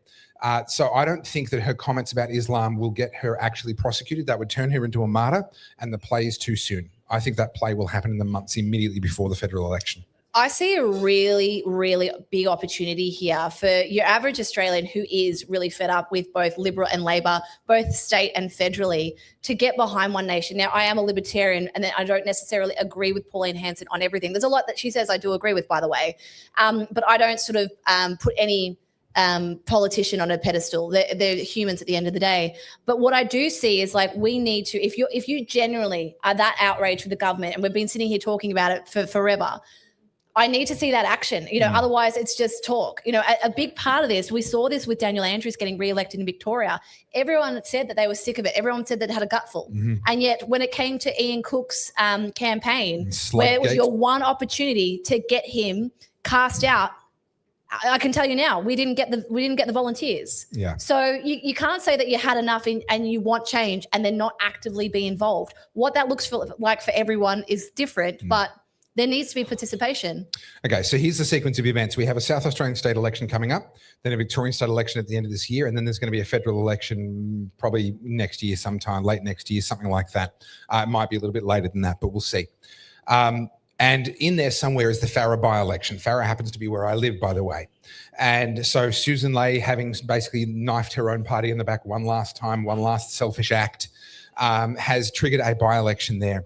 Now, Peter Malinowskis, South Australian Premier, has said that Liberal and Labor parties should preference each other and put One Nation at the bottom of their how to vote cards in order to make sure that One Nation are excluded from having any chance of winning any seats in South Australia, right? So now he's openly admitting, now to be fair, he's not the first one. Bob Carr, former Labor Premier and Foreign Minister and Senator and all the rest of it, a Labor heavyweight, he said the same thing on Twitter a couple of weeks ago. This is the zeitgeist now between the uni parties, the Liberal and the Labor parties. They are now openly colluding with each other to exclude the One Nation party from the preferences. Now, here's the good news. Firstly, the One Nation party are doing so well on first preferences that actually they're still in the running even for lower house seats, let alone for senators. They're a shoo-in for senators, but they're actually in the running for lower house seats. Secondly, the percentage of people who follow how to vote cards is declining. Remember, apart from the Victorian election, the political parties do not direct your preferences. They just give you a card and ask you to follow it. You can choose how you put it. The number of people following that card is now below 30%. It used to be over 50% 20 years ago. So that's actually really good news, in my opinion, because that means that the parties have less and less power to dictate and to control these sorts of things. But they are going to try. The Farrer by-election is their first attempt, and I'm doing everything I can up there to try and help One Nation. Now, I'm a Libertarian. I'll be voting number one Libertarian if they have a candidate. I want to see them do really well. I want to see them get above 4% and get electoral funding and get all that stuff. But right now, the wind is at the back of One Nation. Right? That's just a reality. The wind is at the back of One Nation. So I want to see One Nation claim that seat and send a shiver up the spine of the major parties. And I want to see them do that in defiance of the major parties colluding against them, because that will send that will set a panic amongst the major parties and send an unmistakable message. These polls are not just polls. These are people really genuinely actually changing how they're going to vote. Yeah, because I think a big problem that we've seen in previous years, like we definitely saw it with COVID. Everyone said they had a gutful, everyone hated it, and yet Daniel Andrews was able to secure a third victory. We weren't even able, so we've had David Limbrick here. I think he might have had to head off, but we weren't even able to get Tim Quilty re-elected. Yeah. Right? One of the most outstanding MPs alongside David Limbrick, and also worthy of mention is Catherine Cumming, MP. We weren't able to get Catherine or Tim re-elected at that state election, much less the handful of MPs that actually stood alongside us. And what got me about that, not to bring up COVID again, but David Limbrick, Tim Quilty, and Catherine Cumming were the only three people who stood up for us. When it became a little bit more acceptable, the Liberals started to join us. And that wasn't until, was it lockdown 5 or 6? Oh gosh, that was late 2021, I think, or mid 2021. Towards the end. And so I mean, you guys, like, I'm preaching to the choir here, but I brought up before the super progressive movie, and I said, who's seen it? And I saw maybe like 10 hands. How do you support One Nation? Buy that movie. It's $15, man. It goes straight to them. The more people who see that and more support them, like, that is where the power is. You don't have to necessarily go work the polls. But I mean, I talk about Australians' apathy all the time. You know, we're definitely seeing in these polls, they're small polls, they're 1,500, 1,200 polls. You know, is this going to carry across to the election? I think people are angry enough, but a lot of it's going to be, how do we, I was going to say weaponize, it's probably the wrong word. How do we mobilize those people? How do we maximize it? Well, Marbles videos, how to vote videos. I will be releasing a Topher Fields voting ticket for the Farrer by-election, because that's where I live. I will be voting there, so I will publicly state in advance exactly how I will be voting once all the candidates are known and the order that I'll be putting the preferences in.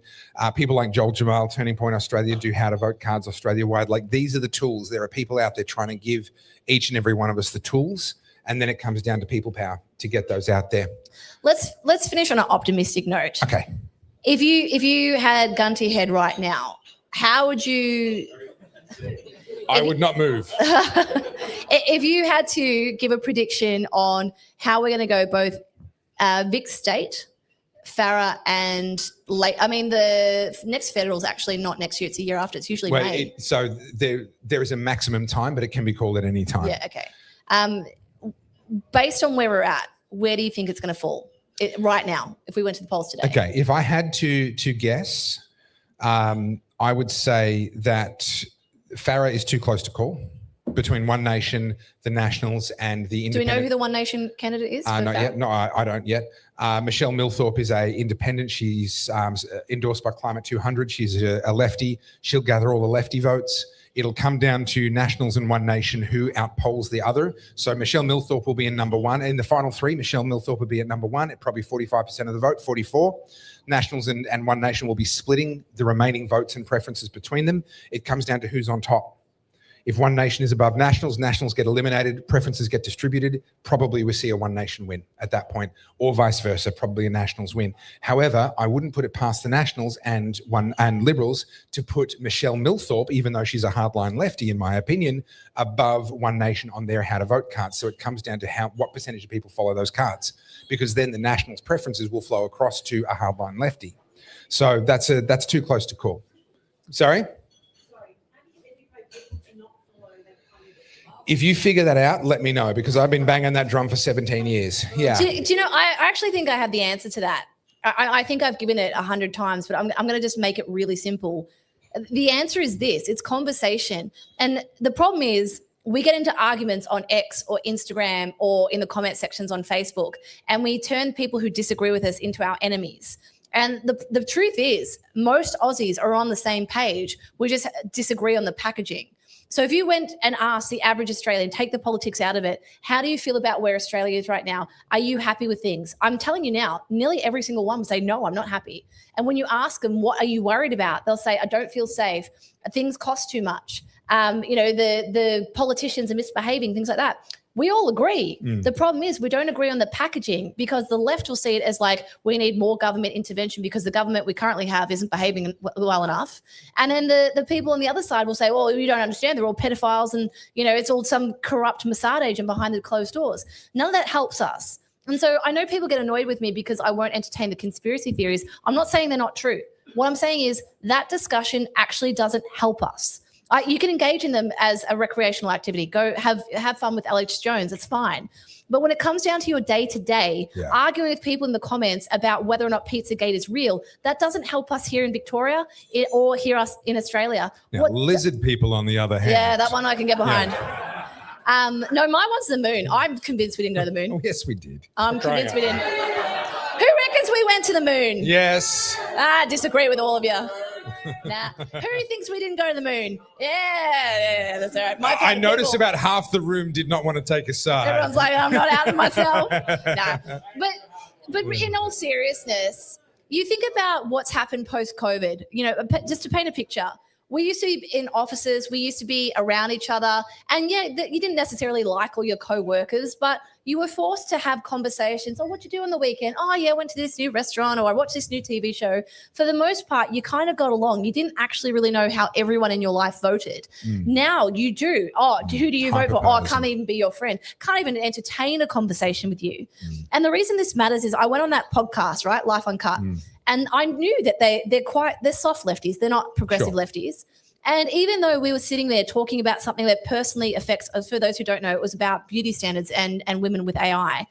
And we have very different political opinions, but we actually both wanted the same outcome, right? And that's what I'm saying is, like, I understand that we see our opponents as raging lefties or progressives, but I promise you now, aside from your Abbies, most people probably all want the same thing. And that's what it takes. It's conversations without the politics, without all of the hive mind, bullying. And that's why, like I said this on last week's podcast, I get kind of worked up with the black pill stuff. I understand it feels heavy, but sitting there and making fun of people just because you don't like their political beliefs, that's not bringing them to our side. Yeah. We're not making friends. And I'm not saying you have to love everyone. It's not that. It's more, we've got to get along.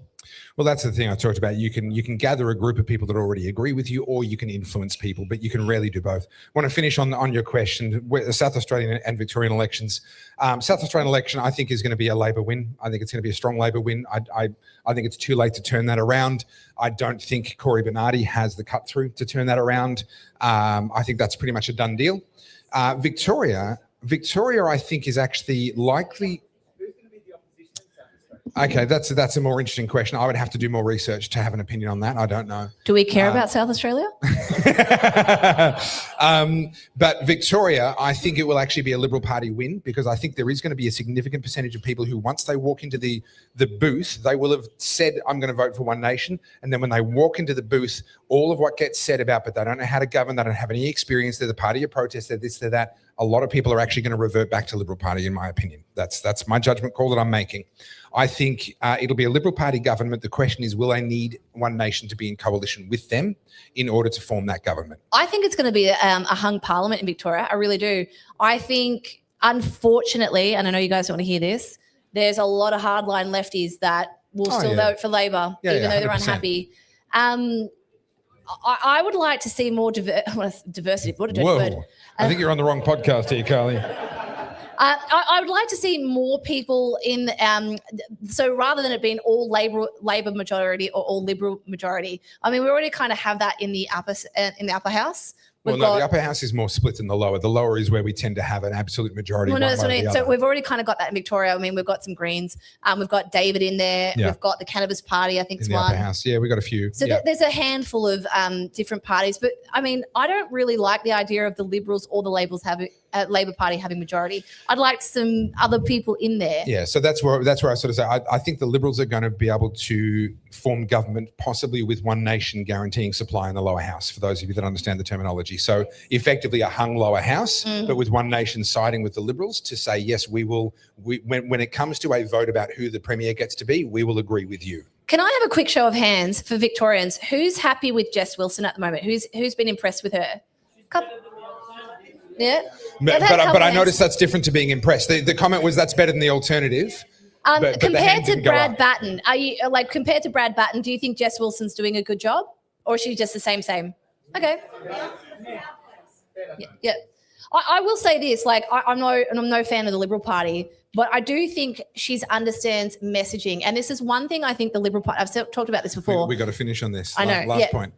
Shush. Well, I haven't had a toilet break. Can I just say? Okay. The big thing, the big winner for the Victorian election will be messaging, and Jess and Nicole Werner, they're doing well. Their messaging is clear, so I'm pleasantly surprised. I agree. She's strong on the messaging. I've got people really annoyed at me for being a bit down on her. They assure me she's got wonderful libertarian instincts and this and that. To which I reply, "Show me." And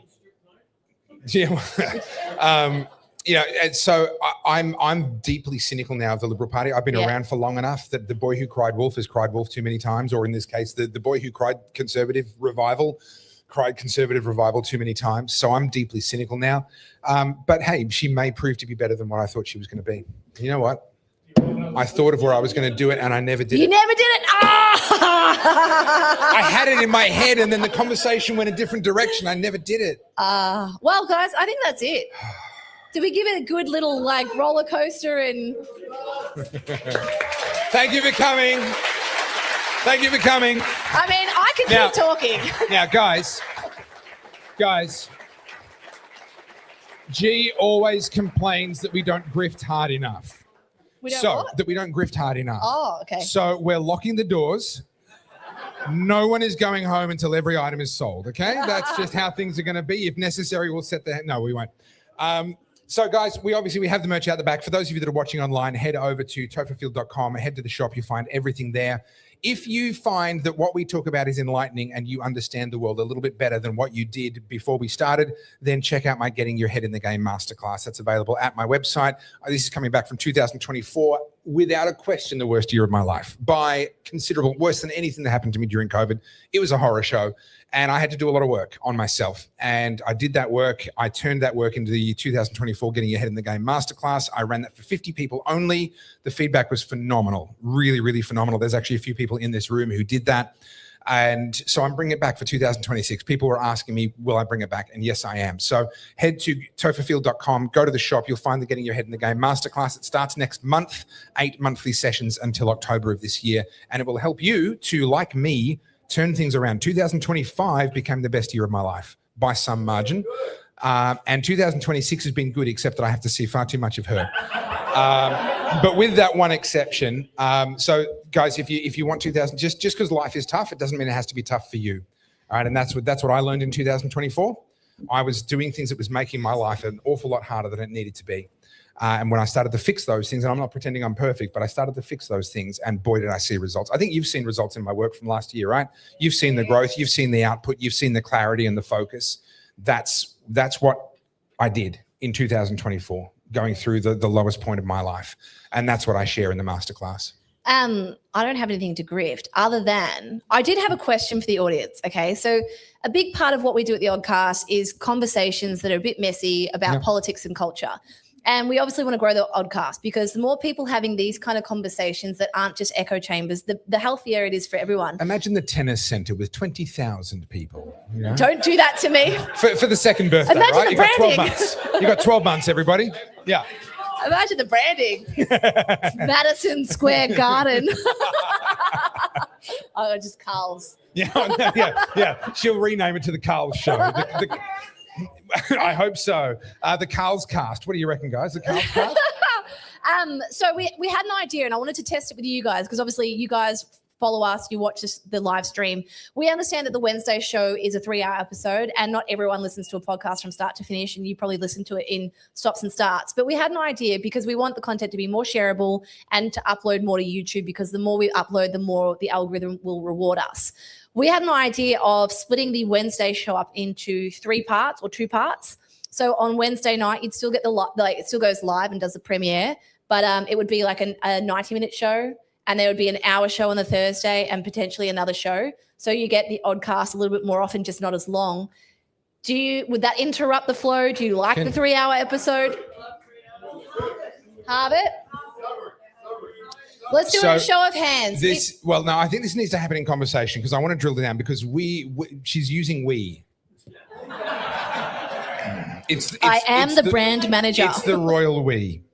We have very different views. So I like show of hands. Okay, I'm happy to do a show, but I actually want to be able to talk to you and understand and what your priorities are and what you're thinking. So I'll have a chat with you afterwards. All right. Kylie, do you want to do show of hands? Okay, show of hands. What are we offering? Same. Okay, continuing keep it as it is. So okay. Still Monday night live, and then Wednesday in person 3 hours. Just keep it as is. So maintain it. Show of hands. All right, cool. Splitting it up so it's more shareable and there's more content. You get more of me. A lot of hesitation from one hand. It's like, did you feel my eyes? Oh. So it's just something to think about. Was not a big difference. A lot of the room not participating. So I look forward to talking to you guys and getting some thoughts. That's my thing. That's my thing. Yeah. No. So the reason just so you know, we're winding up. Let me finish. You've obviously seen there's a bunch of other independent creators who have exploded very big because they do a lot of the reaction to stuff. And, we've talked about viral video reactions and all that kind of crap. Yeah. We're not going to get the audience because we're not going to engage in that, but we do have to find a way to get the Oddcast out there and to get more people in the conversation. So if you have any suggestions. We do need to grow. That is true. We do need to grow. That's it. That's all I want to say. All righty. Thank you so much. From the bottom of both of our hearts.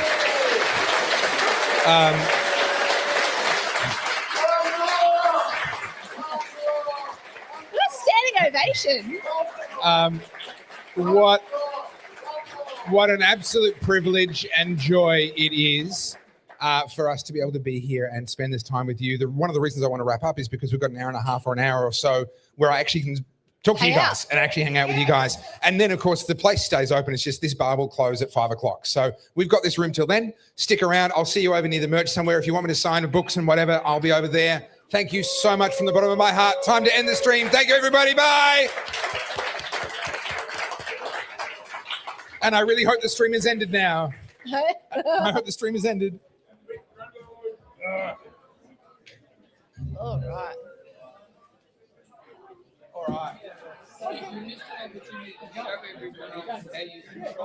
Ah, yeah.